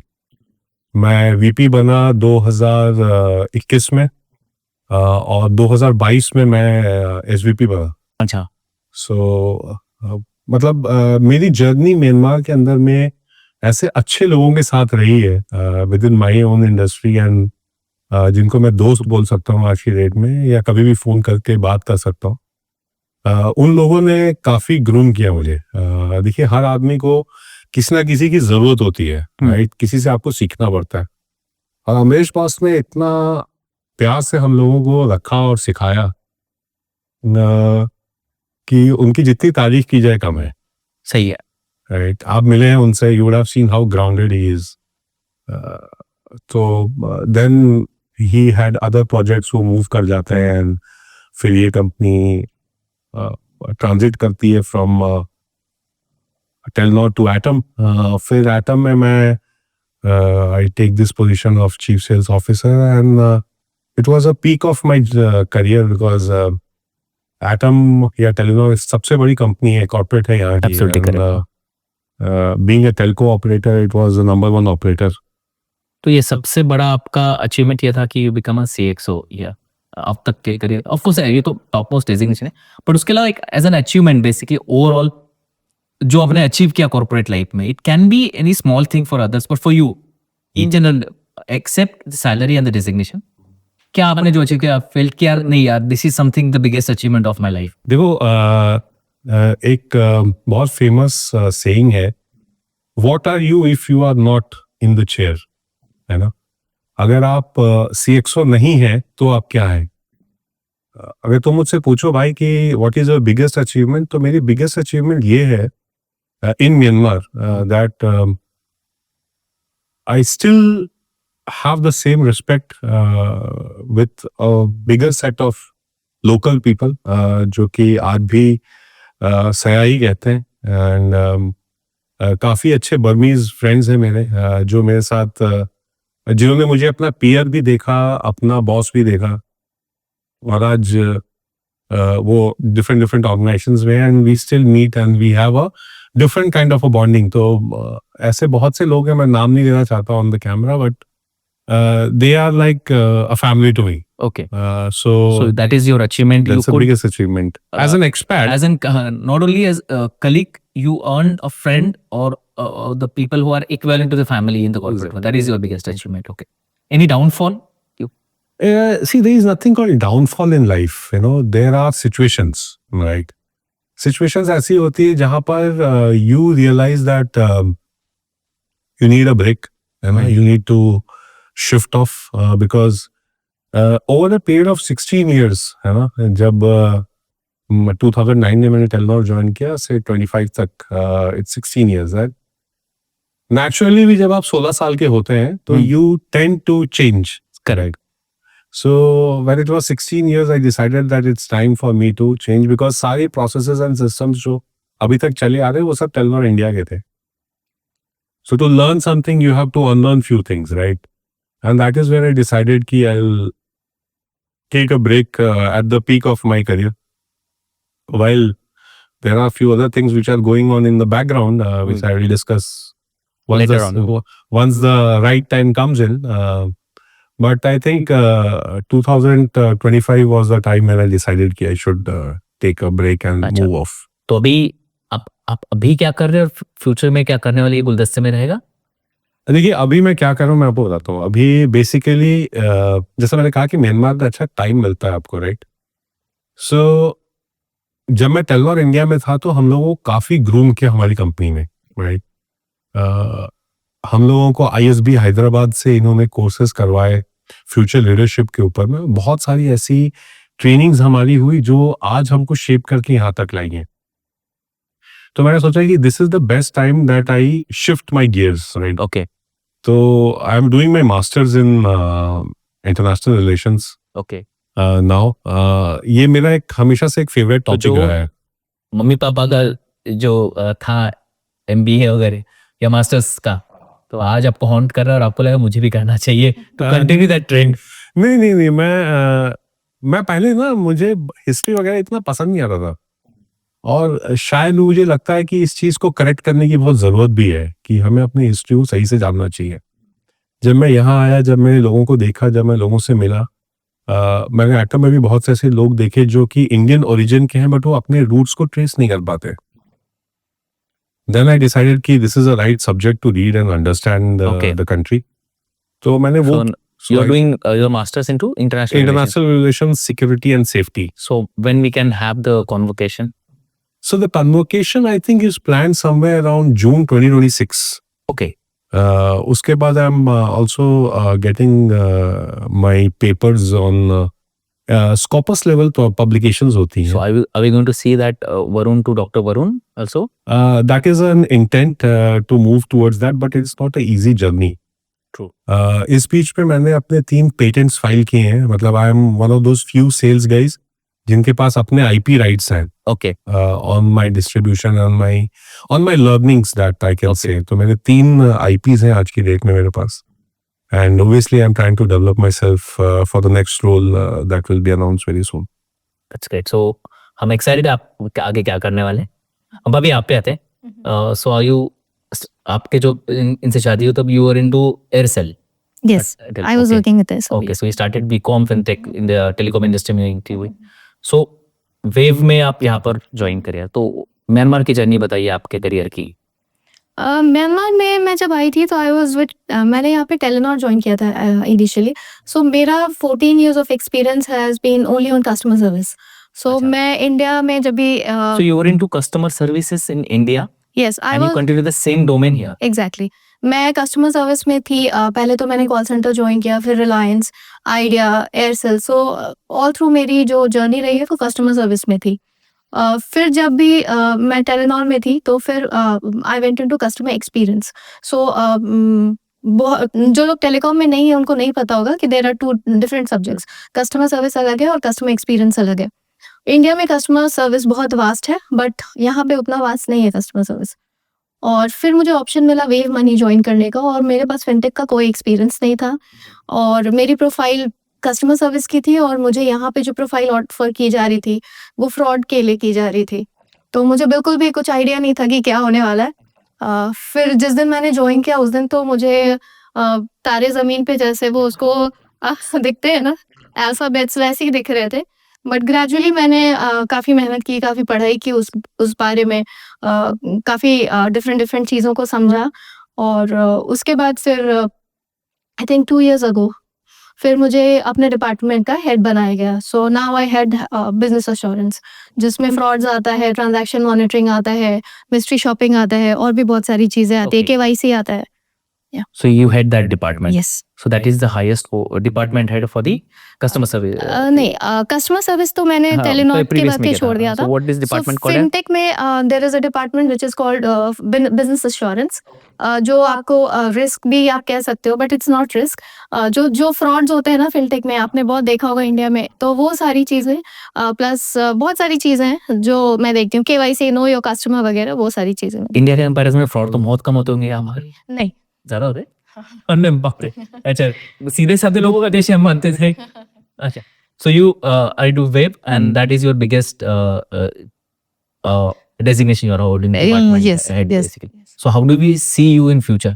भैया की तरफ कुछ आपका प्लान है, कुछ अलाइन के कुछ कर, अच्छा ये भी गुलदस्ते में रहना है? नहीं गुलदस्ते में नहीं रहना। एक्चुअली क्या है कि जब मैं शादी के पहले मेरे हमारे घर में ये ऑप्शन नहीं था कि बीइंग अ गर्ल मैं नौकरी नहीं भी करूँ तो चलेगा। क्योंकि मेरी चचेरी दादी थी, वो भी रिटायर्ड प्रोफ़ेसर थी उस वक़्त, तो हर कोई एजुकेशन में ही था। तो मेरे घर में ये ऑप्शन नहीं था, तो मेरे पापा मेरे सबसे बड़े सपोर्टर हुआ करते थे और मेरी मम्मी भी, क्योंकि रोज़ ट्यूशन लेके जाना उनका ही काम हुआ करता था। पापा सिर्फ़ पैसे दे देते थे। बट शादी के बाद आई थिंक कि सबसे बड़े सपोर्टर मेरे यही रहे हैं। मेरे से ज़्यादा ये मुझे पुश करते हैं चीज़ों को अचीव करने के लिए। तो जैसे कोई सर्टिफ़िकेशन है, मेरा मन नहीं करेगा पढ़ने के लिए, बट ये मुझे ज़बरदस्ती उसमें एनरोल कराएँगे, ज़बरदस्ती बोलेंगे ये परस्यू करो। तो अभी इसके बाद नेक्स्ट लेवल तो क्योंकि सी लेवल ही होता है, अभी मैं सी लेवल पे नहीं पहुँची हूँ, तो मेरा नेक्स्ट जो टारगेट है वो सी लेवल है। बट मैं पर्सनली मुझे अकल साइंसेस का बहुत शौक है, जैसे akashic reading, astrology, numerology, reiki, तो उसमें मैं अपना वो पार्ट टाइम परस्यू करना चाहूँगी better in better future. Future और एक कुछ चीजें आएंगी लाइक चलिए बढ़िया रहा आपका काम की बात में। अभी I seen you active in the rotary recently, so anything about that one, what exactly how does it work, आपका रोल क्या है and how did you get connected? Because I find you both of little bit less social initial days, and suddenly now you're into the social domain या socially accessible है and social activity also, तो उसके role के बारे में थोड़ा बताइए मुझे। सो एक्चुअली मैं एंटी सोशल नहीं हूँ, बट मैं इंट्रोवर्ट हूँ और मुझे टाइम लगता है लोगों के साथ जेल अप होने में। और क्योंकि मैंने बताया कि मेरे 6 भाई रहे एंड मेरे कॉलेज में या मेरे इंस्टीट्यूट में there were very few females. मेरी अपब्रिंगिंग क्रिकेट खेलते हुई है, टेबल टेनिस खेलते हुई है, तो मुझे कॉमन टॉपिक्स नहीं समझ आता when I speak to people. अभी मैं जीडीपी की बात करूंगी तो आई डोंट थिंक कि 99% फीमेल्स जीडीपी की बात मेरे साथ कर पाएंगे। I am not bragging, but ये रियलिटी उसने है। क्या कहा वो उस पर 99% पीपल विल एग्री, बट उसके आपके बारे में क्या कहा उसने, आपके हमारे बारे में पास क्या कॉमन सोचा? टॉपिक्स नहीं होते थे बात करने के लिए, इसलिए लोगों को लगता था कि मैं घमंडी हूँ और इंट्रोवर्ट हूँ, बट ऐसा है नहीं नहीं। नहीं, वो तो अपन गॉसिप में बात हाँ। करें, आई मीन टू से नहीं नहीं भाई, I didn't mean that you are anti social या फिर आप घमंडी है। मैं रोटरी पे ही आती हूँ। घमंडी तो है भाई, मैं तो अवॉइड कर सकता हूँ। सो सरकाज़म अगेन, अब जो समझ लो तो सो इनफैक्ट जब मैं रोली ने मुझे एक दिन फ़ोन किया कि तुम्हें रोटरी ज्वाइन करना है क्या? सो मुझे रोटरी के बारे में काफ़ी कुछ पता था, तो क्योंकि मैं बहुत सारी चीज़ें इंडिविजुअल कैपेसिटी में करती थी सोशल वर्क, तो मुझे लगा कि एक बहुत स्ट्रीमलाइंड वे है टू डू सोशल वर्क, इसलिए मैंने रोटरी ज्वाइन करा।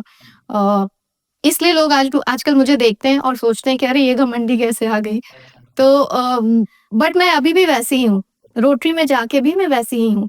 मैं अभी भी, अगर आप मुझे एक कमरे में छोड़ दें जहाँ पे 25 फीमेल है, आपको एक कोने में मैं मिलूँगी अपने फ़ोन को स्क्रॉल करते हुए। अच्छा okay, you are not interested into this daily routine और डेली सोप वाले डिस्कशंस। मुझसे नहीं हो पाता है, मैं नहीं कर पाती हूँ। अच्छा अच्छा, anyway, so that's how you're in Rotary. Yes. And you are a vice president over Yes, there? I'm a Okay. vice president. And what exactly Rotary does currently, which project you are working on? So currently we are working on blood cancer, thalassemia. अभी क्योंकि यहाँ पे कुछ children है around 200 plus जिनको कोई भी financial support नहीं है, So you are raising the funds for so them. we are trying to raise funds. We are also trying to collaborate with Jaipur limbs. जो बच्चे हैं या जो बड़े हैं जिन्हें पाँव नहीं है, तो उनको हम सपोर्ट करने की कोशिश कर रहे हैं। चलो, that's really good initiative. काम के साथ you are involved for the good cause also. So this is for the काम की बात।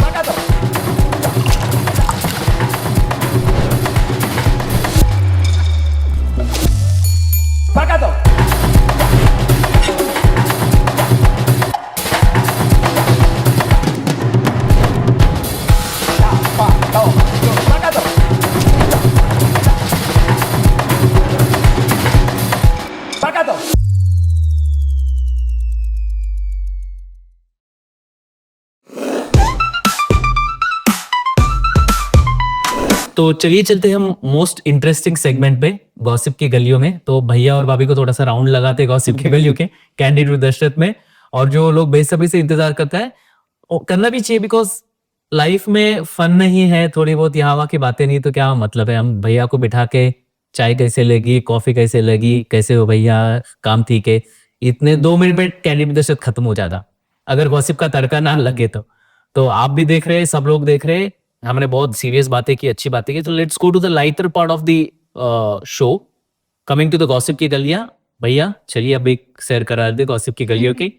तो जैसे भाभी मैं आपसे कहना चाहूंगा कि जो भी अपने काम पे फोकस करता है इनिशियली, या and that comes with the sacrifice of quitting the social life, and there are very few people who understand नहीं यार, ये the people focus on the work career में, but large part of the society consider you as a anti-social element.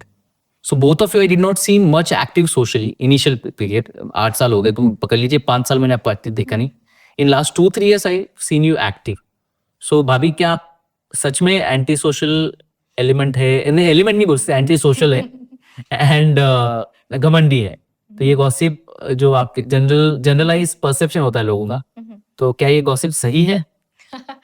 So anti social नहीं हूँ, थोड़ी introvert हूँ, but मेरा अगर किसी से के साथ वेवलेंथ मैच नहीं करता, मेरी जो बेसिक रिक्वायरमेंट है वो है एक आईक्यू होना चाहिए. मैं जिससे भी से भी बात करूँ, एंड आई एम सॉरी अगर किसी को इस बात का बुरा लगे, तो अगर आईक्यू स्टैंडर्ड का नहीं है, वेवलेंथ मैच नहीं करता है और टॉपिक ऑफ डिस्कशन कॉमन नहीं है, तो मैं नहीं बात कर पाती हूँ लोगों से.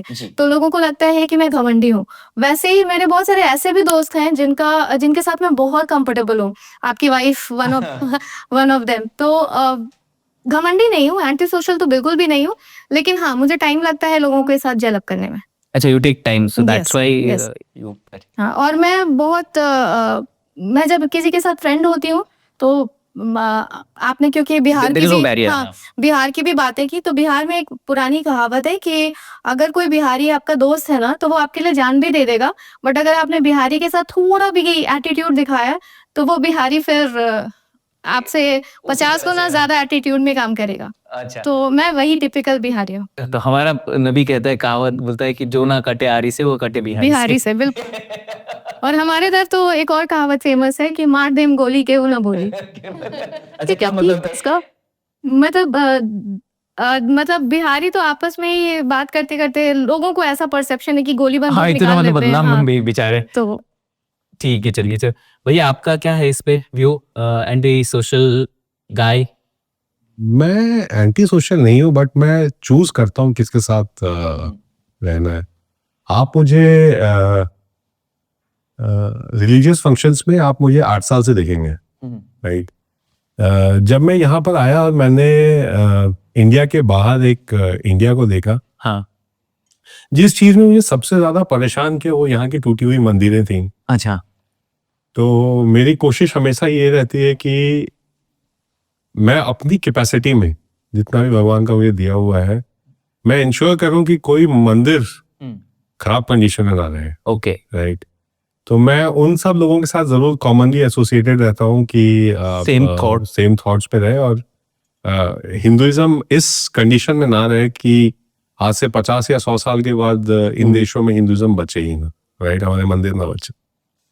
तो मैं कभी भी एंटी सोशल नहीं रहा. मेरे 7 प्रकार के दोस्त हैं, बट हाँ, चूंकि हम लोग वेजिटेरियन हैं, हम लोग शराब नहीं पीते, तो शायद मैं किसी पार्टीज में आपको नहीं दिखता हूँ. And I choose not to B.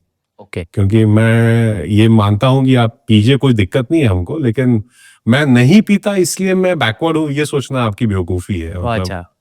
जितना आप पी के हल्ला नहीं कर सकते, मैं बिना पिए कर सकता हूँ. Okay okay.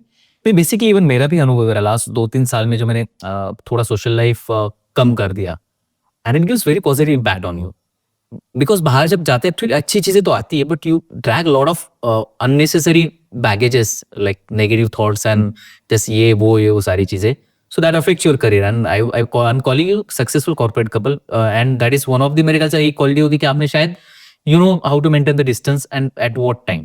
ये जानना बहुत जरूरी होता है. And for that you will see the comments. Basically जब सोशली ज्यादा होते तो मेरे बारे में यहाँ तक परसेप्शन बन गया था कि मैं जिस ऑर्गेनाइजेशन में काम करता हूँ उसी से मेरा घर चलता है एंड वही मेरा काम है। या कुछ लोग बोलते थे कि ये शायद एम्बेसी में काम करता है। So I was super active over there basically. तो एक्टिव हो तभी भी लोग बोलते हैं कुछ तो मिल रहा होगा इसलिए कर रहा है, ना रहो then again you hear 10 things. So बातें तो चलती रहती सारी चीजें। बट आपका जैसे मैंने कहा reason I buy that one कि अच्छा आपके कुछ टॉपिक ऑफ इंटरेस्ट है, when the person of equal calibre या इक्वल इंटरेस्ट मिलता है तो आप you connect with that one. और भैया का कहना है कि ही इज सिलेक्टिव बेसिकली, तो everyone has right for that. और दूसरा मैं बताऊं, यहाँ पर मैंने एक अजीब सी होड़ देखी है ना, एक रेस है, रेस टू बी नोन, ठीक है। मैं उस रेस टू बी नोन में कभी था ही नहीं, क्योंकि मैं आप बहुत क्रिटिकली चीजों को रिव्यू करते हैं। लाइक मैंने अगर कब ऐसे पकड़ा है सो ऐसे नहीं होना चाहिए, ऐसे होना चाहिए। या पूजा करते हो आपने मुझे देखी, यानी ये हैंड्स एंड यूज में होना चाहिए, ये उंगली ऐसी होनी चाहिए, टीका यहाँ से लगाना चाहिए। तो ओवरऑल मेरे कैंडी दशरथ के फर्स्ट 2 एपिसोड के रिव्यूज जो आपने दिए, so are you fault finder? No, I am aesthetically correct person. मैं एस्थेटिक्स में बहुत बिलीव करता हूँ, और इसके पीछे बहुत हद तक मेरे बॉस, मेरे बड़े भाई सुधांशु सिन्हा है जिम्मेदार इस चीज के लिए। he had a very detailed eye to it. So Sudhanshu again was my mentor in this journey. तो सुधांशु काफी ज्यादा एस्थेटिक्स पे फोकस करते थे, और उन्होंने सिखाया इस चीज को। बचपन से ही था मेरे अंदर, बट ओवर ए पीरियड जब होता ना कि आप मतलब मैग्नेट के साथ रहते रहते लोहा भी मैग्नेट बन जाता है। हाँ। तो हम लोग फिर वैसा ही हो गए, दो प्रॉपर्टीज या प्रॉपर्टी अच्छी प्रॉपर्टीज आ गई। हाँ। तो पूजा के बारे में तो मैं हमेशा ही मानता हूँ कि ये एक प्रोसेस है। लोग कहते हैं कि भक्ति से हो जाता है या भाव से हो जाता है। भाई भाव अगर लाना है हाँ। तो Process मीरा होगा। बनो ना, कबीर बनो, मीरा बनो, तब तो तुम भाव लाओ। अगर तुम नहीं ला सकते हो तो तुम प्रोसेस को फॉलो करो, अदरवाइज मत करो पूजा। भगवान कभी नहीं कहते कि आप पूजा करिए तभी कुछ आपका भला होगा। नहीं मेरा जो एंजल नियति में लिखा है वो होना ही है। आई मीन आपका जो एट्रीब्यूट है उसके बारे में बोल रहा था, नॉट इन पूजा, मैं given the so many example. तो basically you want the things aesthetically मतलब aesthetically correct, process wise correct also, not a fault finder basically. Not a fault. अच्छा, मैं लोगों को सिखा देता हूँ। हो सकता है लोगों को अच्छा ना लगे, हाँ। बट मैं पूछता नहीं आपको सिखाने से पहले कि आपको ये सीखना अच्छा लगा चाहिए। नहीं, मैं बता आपने देता हूँ। अपना व्यू दिया, जिसको जो समझना है समझ ले। मेरा इंटेंशन था कि एस्थेटिकली करेक्ट हो या प्रोसीजर वाइज करेक्ट हो, बाकी आप जो मानना है। भाभी आपके बारे में सबसे फनीएस्ट गॉसिप या अफवाह आपने क्या सुनी है? यंग वन के, पर्टिकुलरली यंग वन।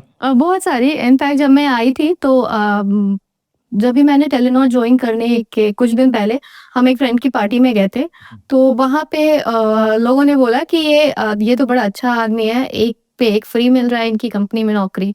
तो लोगों को ये नहीं पता था कि मेरे पास 7 आपके या 8 credentials है। हाँ, मेरे क्या क्रेडेंशियल्स है। मेरे 11 इयर्स का टेलीकॉम एक्सपीरियंस है।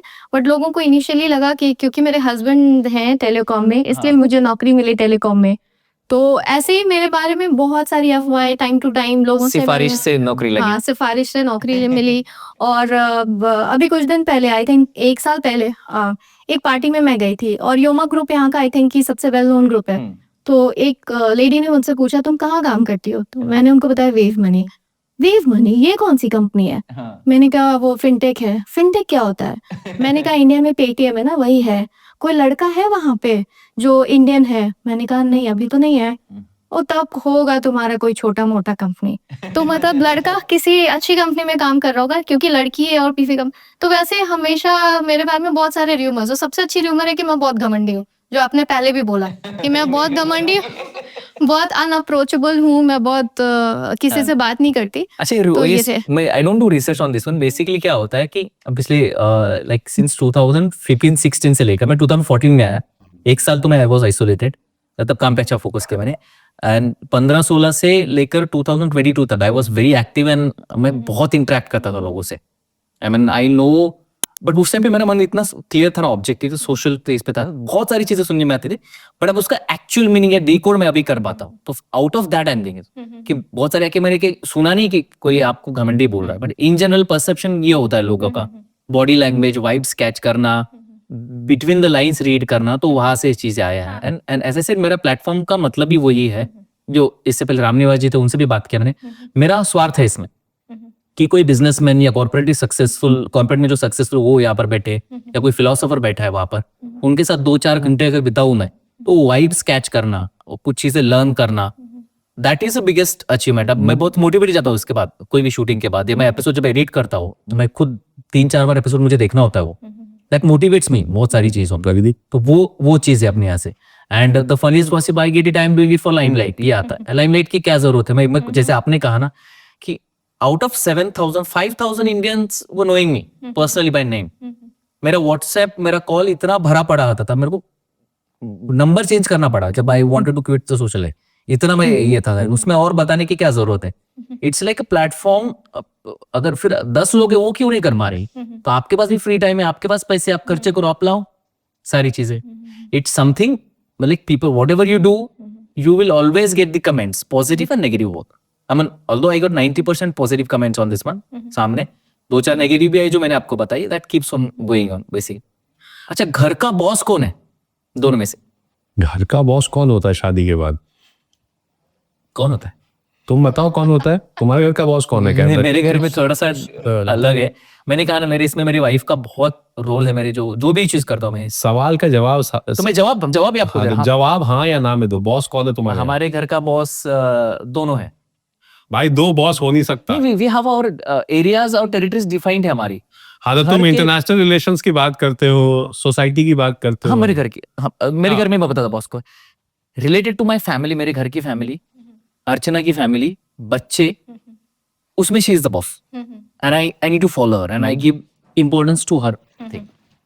When it comes to the business, मतलब ऐसे नहीं कि मैं उस दिन ना, इट्स वेरी क्लियर, उसको जाना ही नहीं उसमें. फाइनेंशियल चीजें, घर के बड़े decisions, that belongs to me. बड़े नहीं, फैमिली के उससे बड़े होते, तो she has upper hand over that.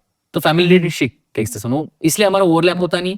उसके कारण झगड़े रोज होते हैं, बट ऐसे आइडियोलॉजिकल इतने बड़े झगड़े नहीं होते कभी. झगड़े में नाक कौन सुनता है? तुम? नहीं, दोनों इक्वली. अच्छा, तुम मेरा एक गलत, अच्छा, सीरीज ऑल्सो बड़ी झूठफुल है. इतना है भाई, इतना मत पूछो.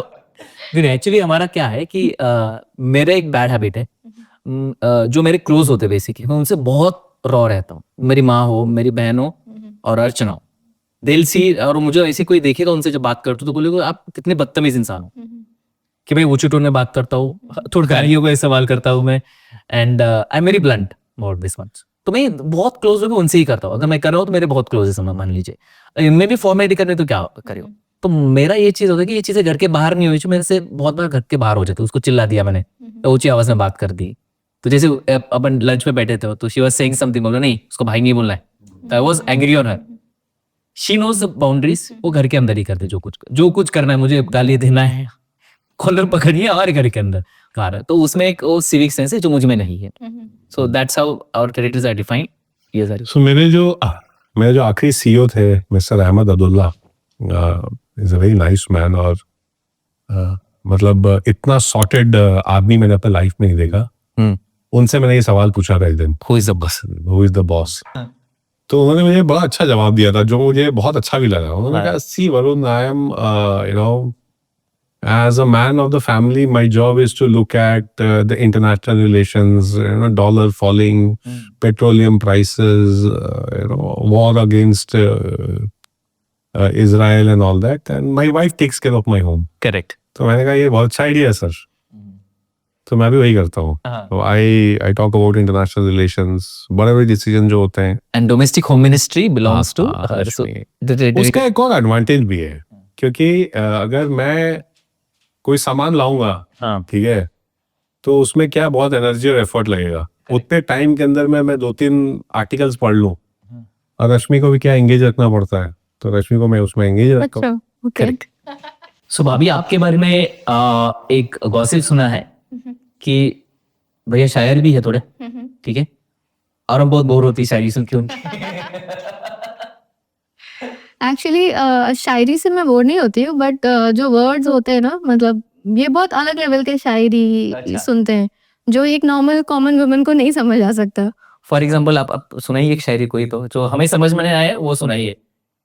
देखिए, अब मैं तो जो भी आपको सुनाऊंगा आपको समझ नहीं आएगा. तो वो तो हमें वैसे भी नहीं समझ, लेकिन दर्शकों को थोड़ा डिकोड करने दीजिए. गूगल करेंगे, चैटजीपीटी करेंगे तो ना पता चल जाएगा. और भाभी का भी जो भाव है तो लोगों को समझ में आया कि अच्छी लगती है, बट कुछ हाई लेवल की बातें होती है जो समझ में नहीं आती, बाउंसर जाती है. देखिए मैं सुनता तो गालिब को हूँ, मीर को हूँ, नए राइटर्स में अहमद फराज हो गए जो मेरे सबसे चहेते आप कह सकते हैं कि शायर हैं। हाँ, तो उनकी वो एक शायरी इरशाद।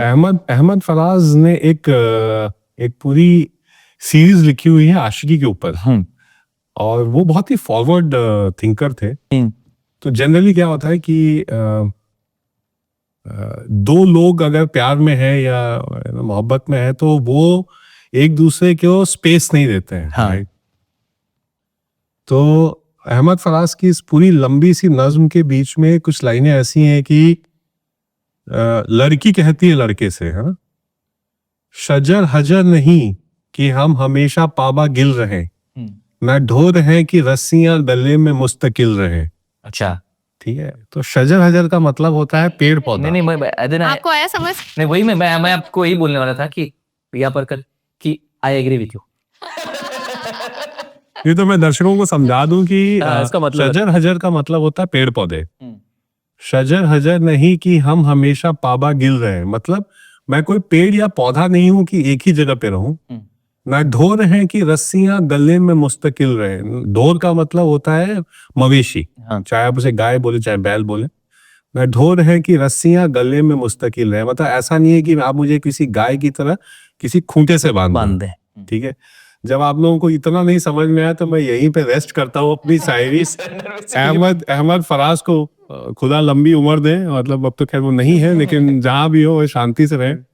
बट अब मैं आपसे एग्री करता हूँ अभी, there is no second opinion. Exactly, जब ये अपना व्हाट्सएप स्टेटस शायरी डालते हैं ना, तो आप स्किप कर देते हैं? नहीं, मैं स्किप नहीं करती हूँ। फिर ये मुझसे पूछते हैं कैसा लगा, रिएक्ट करती हूँ हाँ अच्छा है। तो फिर ये मुझे एक एक वर्ड का इंग्लिश मीनिंग भेजते हैं कि इसका मतलब ये था। चलो बढ़िया एकदम। अच्छा, अभी सक्सेसफुल कॉर्पोरेट एम्प्लॉइज या क्या बोलते हैं उसको, प्रोफेशनल्स, उसमें अब पता नहीं, अब सवाल का जवाब तो मैं अंदाज ही कर रहा हूँ, दोनों में से ज्यादा सैलरी किसकी है? सैलरी दोनों में से? सैलरी ज्यादा तो मतलब मेरी थी। अच्छा, सेविंग्स किसकी ज्यादा है? रश्मि की है, रश्मि की तो 1 वे है ना। अच्छा, फिर हाँ, रीजन वो सीधा आगे एफडी, सीधा आगे म्यूचुअल फंड। मेरा पैसा, इनका पैसा भी मेरा पैसा। हाँ, वो आपको वो अच्छा, बहुत कम लोग ही जानते हैं रश्मि के बारे में, और जिन लेडीज को अपना पैसा डबल करना है, 21 दिन में पैसा double, mutual Lakshmi chit fund. नहीं कोई रश्मि बहुत ही superior quality of share trading करती है। ओके, ठीक है, मतलब जब औरतें साड़ी के कलर की बात करती है तब ये अपने फोन पे फिडल जो करती है वो बेसिकली वो अगले दिन के स्टॉक प्राइसेस को चेक करती है। अच्छा, मतलब जो आपको घमंडी कहा जाता है बिकॉज आप फोन में होते हो, तो you are doing that trade. Exactly, तो you need to learn this quality from her. तो रश्मि काफी अच्छा शेयर्स खेलती है, तो मतलब खेलती है शेयर ट्रेडिंग तो खेल रही है एकदम एक तरीके। नहीं, but not only share trading, मैं म्यूचुअल फंड्स में भी इन्वेस्ट करती हूँ। जो कहते हैं ना कि never keep your eggs in the same basket. हाँ, तो मैं इक्वली डिस्ट्रीब्यूट। हाँ, तो मुझे जरूरत पड़ेगी अभी बहुत सारी चीजों की, तो I will consult you as a financial adviser.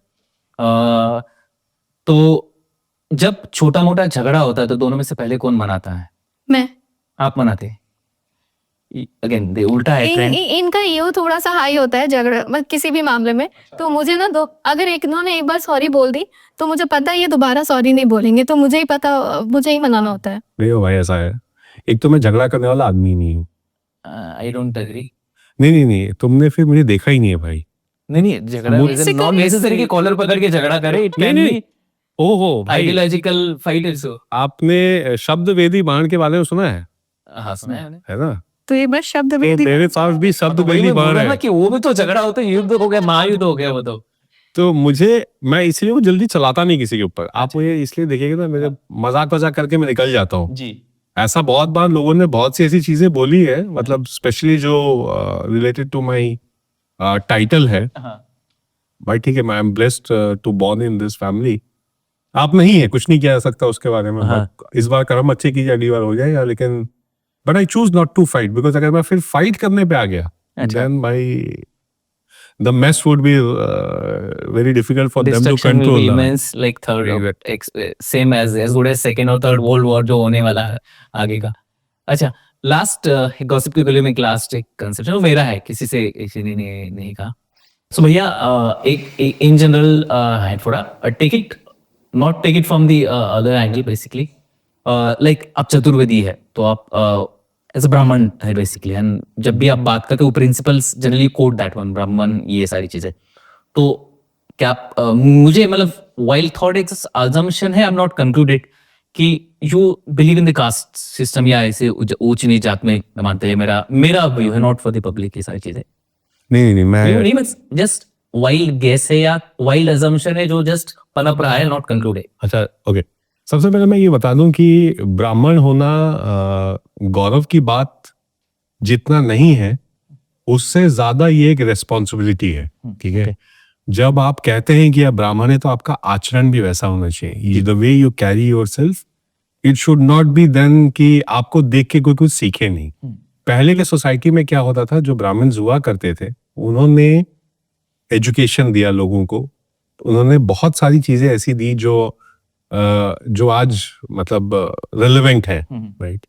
आपके स्क्रिप्चर्स हो गए, आपकी जो मंदिरों को चलाने का जो प्रोसेस है, over a period of time देखिए कहीं भी जब किसी के पास पावर आता है तो कुछ चीजें गलत हो भी जाती हैं, कुछ उसके इंटरप्रिटेशंस भी गलत किए गए, ठीक है। अब इसमें एक बहुत लंबा डिबेट और एपिसोड भी हो सकता है। किसी ने नहीं कहा कि I feel it because we discuss a lot at a length and I always find that examples related to this one, so उसके रिलेटेड था। एंड अगेन मैं बोल रहा हूँ ये कोई कंक्लूजन नहीं है, जस्ट थॉट कि मैं पूछ लूं आपसे एक बार। नहीं मैं तो ऐसे भी मेरे दोस्त हैं जो सो कॉल्ड आप कह सकते हैं कि बैकवर्ड है या, बट मैंने कभी भी वो नहीं माना कि मैं ब्राह्मण हूं तो मैं कोई प्रिविलेज्ड में हूं, नहीं।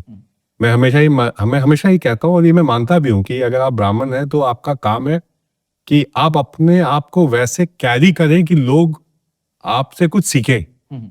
अब हो सकता है मैं इस पूरे प्रोस्पेक्टिव से गलत भी हो सकता हूँ, राइट।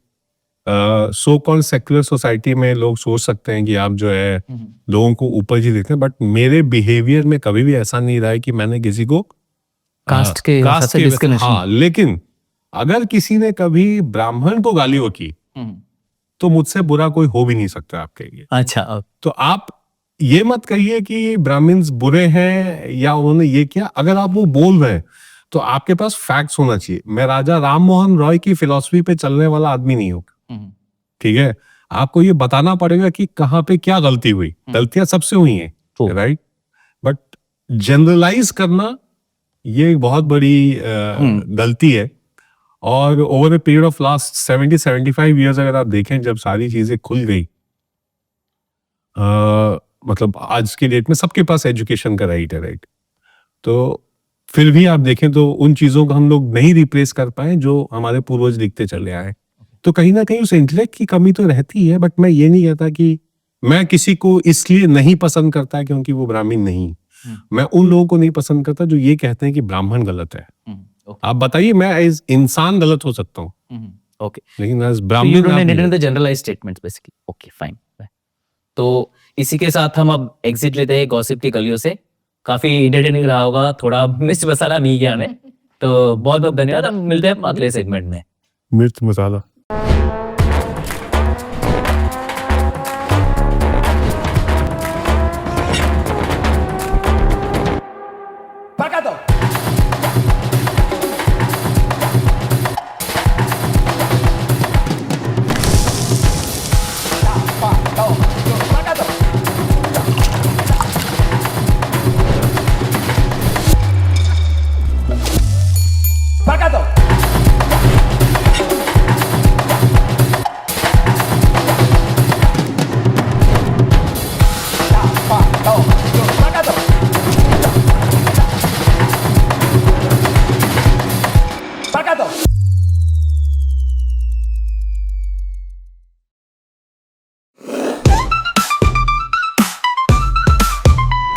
तो चलिए चलते हम अपने चौथे सेगमेंट पे, जिसका नाम है जो जीता वही सिकंदर। थोड़े से 2-4 गेम हैं, हम दोनों मियाँ बीवी के बीच में झगड़ा लगाने की कोशिश करेंगे। अगर सक्सेस हुआ तो मैं जीता, नहीं हुआ तो वो जीते। तो हमारा अगला गेम है गेस द वर्ड, जिसमें हम माँ भी कुछ वर्ड्स डिस्प्ले करेंगी, कुछ पिक्चर्स डिस्प्ले करेंगी भैया को वो डिकोड करना है और वो जो पर्टिकुलर पिक्चर में बता रहे उसका नाम लिए बिना वो क्या चीज है भाभी को बताना है और भाभी को उसको आंसर करना है। इन शॉर्ट वर्ड्स का ड्रामा शेयर है बेसिकली। तो थोड़ा देखते हैं, फन होगा। 4 वर्ड्स भाभी को गेस करने, 4 वर्ड्स भैया को गेस करने। सो चलिए शुरुआत करते हैं हम गेस दी वर्ड से। So your time starts now. इसके 4 पैर है। 4 पैर हैं। 4 पैर है। लेटर। लेटर कितने नहीं लेटर लेना का है। वर्ड है? 5 जमीन पे चलता है।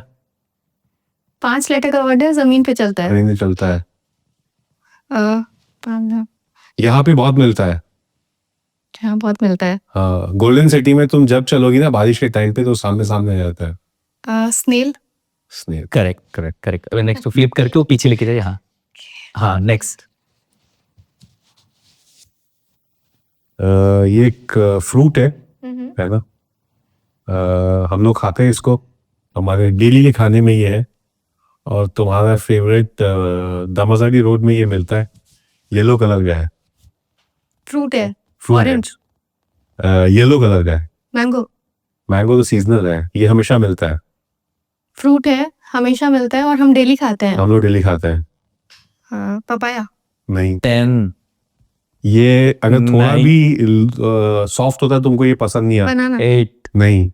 7 हाँ? बनाना। नहीं बनाना नहीं। 6। एप्पल जैसा देखने में होता है, येलो कलर का। पियर्स। वाह, पियर्स। अरे वाह गुड। तो उल्टा करना है, फ्लिप करना है, मतलब डायरेक्शन उल्टा से। अच्छा, सॉरी।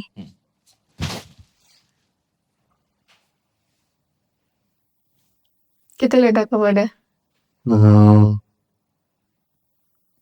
ये चिड़िया है।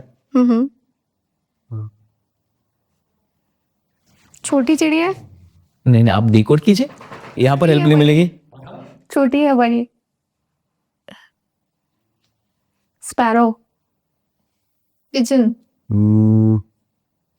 ये तो मैं डिकोड नहीं कर पा रहा हूँ कि ये क्या है। चलो मैं एक हिंट देता हूँ आपको, बड़ा पंछी है। बड़ा पंछी है। ईगल है? ईगल है। हाँ Eagle है। तो चलो 50% मार्क्स मिलेंगे आपको इसका। हाँ हाँ ये उल्टा हो गया ना। हाँ उल्टा हो गया, बट ठीक है चले। हाँ ऐसे। अच्छा, ये हमारे पेट के अंदर है, शरीर के अंदर है इनफैक्ट, और बहुत इंपॉर्टेंट है। इंटेस्टाइन। इंटेस्टाइन्स। परफेक्ट, चलो बढ़िया। 4 की 4 करेक्ट आंसर। अब भैया यहीं पर रहिए, आपको उस कैमरे में दिख जाएगा। Wow, great. अभी आपकी बारी है। ये फ्रूट है, सीजनल फ्रूट है। ठंड के मौसम में नॉर्मली आता है। इसके शेक्स बहुत फेमस होते हैं। इसके शेक्स बहुत फेमस होते हैं। चॉकलेट केक में बहुत अच्छा जाता है ये। बनाना नहीं।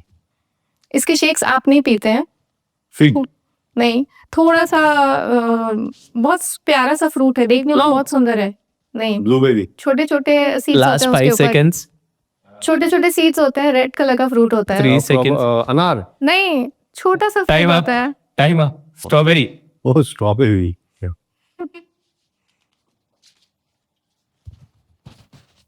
ये क्या है? ये तो मुझे भी नहीं समझ में आ रहा। कौन सा है मुझे बताइए। हाँ दिमाग लगाइए। ये या तो मुझे घर का काम करती है आप? हाँ, ओके। जो स्टील के बर्तन धोते हैं हम, तो ऐसी चीज से धोते हैं जो कि हम नॉन स्टिक में यूज नहीं करते हैं। Scotch Brite. नहीं, स्कॉच ब्राइट तो हम नॉन स्टिक बर्तन भी धोते हैं ना, बट एक ऐसा चीज होता है जिससे हम स्टील के बर्तन धोते हैं, लेकिन हम अच्छे बर्तन नहीं धोते, लाइक नॉन स्टिक बर्तन नहीं धोते हैं, या फिर हम प्लास्टिक। स्टील वूल। हाँ, ग्रेट। बर्तन धोने का भी तजुर्बा हाँ। है मुझे।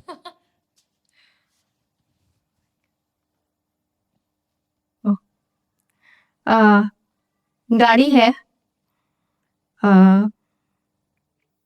ये थोड़ा मुझे भी कंफ्यूजन लग रहा है, बट नहीं बिल्कुल सही है, अब देख लीजिए, अब अंदाज लगाइए।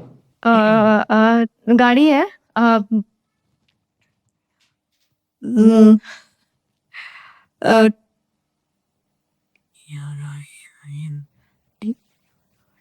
7 डिजिट्स का वो नाम है, और काफ़ी फेमस है। एक बहुत बड़ा ब्रांड है जिसमें मेरा भाई काम करता था। उसका पहला डिजिट जो है उससे वो शुरू होता है, बट 7 डिजिट का है वो वर्ड, 7 लेटर्स है, 7 अल्फ़ाबेट्स है। नहीं, मेरा भाई इसके पहले, हाँ, तो उसका जो पहला डिजिट है उससे वो शुरू होता है। की से हाँ, टाइप ऑफ पब्लिक ट्रांसपोर्ट, हाँ। ट्रक, हम्म, टोल टैक्स, नहीं, mode of public transport, mode of train, yes, yes, हो गया मेरे ख्याल से। एक और है। एक और है, अच्छा, एक एनिमल है जो ज़ू में हम जाते हैं तो बड़ा फेमस होता है, जिसके हाथ और पैर जो हमारे पूर्वज रह चुके हैं। एमपी मंकी का ये नहीं, मंकी मंकी। Monkey. बढ़िया, चलो ठीक है, बढ़िया रहा। चलिए, तो अभी हम चलते हैं हमारे स्पॉन्सर सेगमेंट पे। हमारे जो शो है उसके प्रायोजक है Royal Proton Tours and Travels. बहुत अच्छी सर्विसेज है उनकी, and you will be always happy to work with them. So उनका एक सेगमेंट है around the world with Royal Proton. तो भैया भाभी, मैं आपसे जानना चाहूंगा आपका फेवरेट टूरिस्ट डेस्टिनेशन क्या है, कौन सा है बताओ भाई। और क्यों? मेरा इंडोनेशिया, बाली। बाली। हाँ। आपका? मेरा अगर आप बताओ तो मैं लंदन। London, okay. तो मेरे ख्याल से आपको मैं रिकमेंड करूंगा whenever you visit your dream destination again. आप तो बाली जा चुके हैं, बट फिर कभी जाएंगे तो do use the services of royal Proton Tours and Sure. Travels. तो उनके ओर से आपके लिए कुछ सरप्राइजेस प्लान है। ये चीजें हैं, you have to spin the wheel, और जहां पर Sure. आपके रुकेगा you will get that price. Oh, जैसे okay. गिफ्ट हैम्पर हो तो you will get a gift hamper. अगर आपको 7% off you will get on base fare as a couple ticket to next ticket to India, 5% and 3%। So who will spin the wheel? You can spin. आप चलिए, बगल में बैठे आप घुमा दीजिए। Royal Proton Tours and Travels present around the world. तो let's see आपको क्या मिलता है। आपको मिलता है 3% off on your base fare for the next trip to India. Thank So you can claim through the Royal Proton.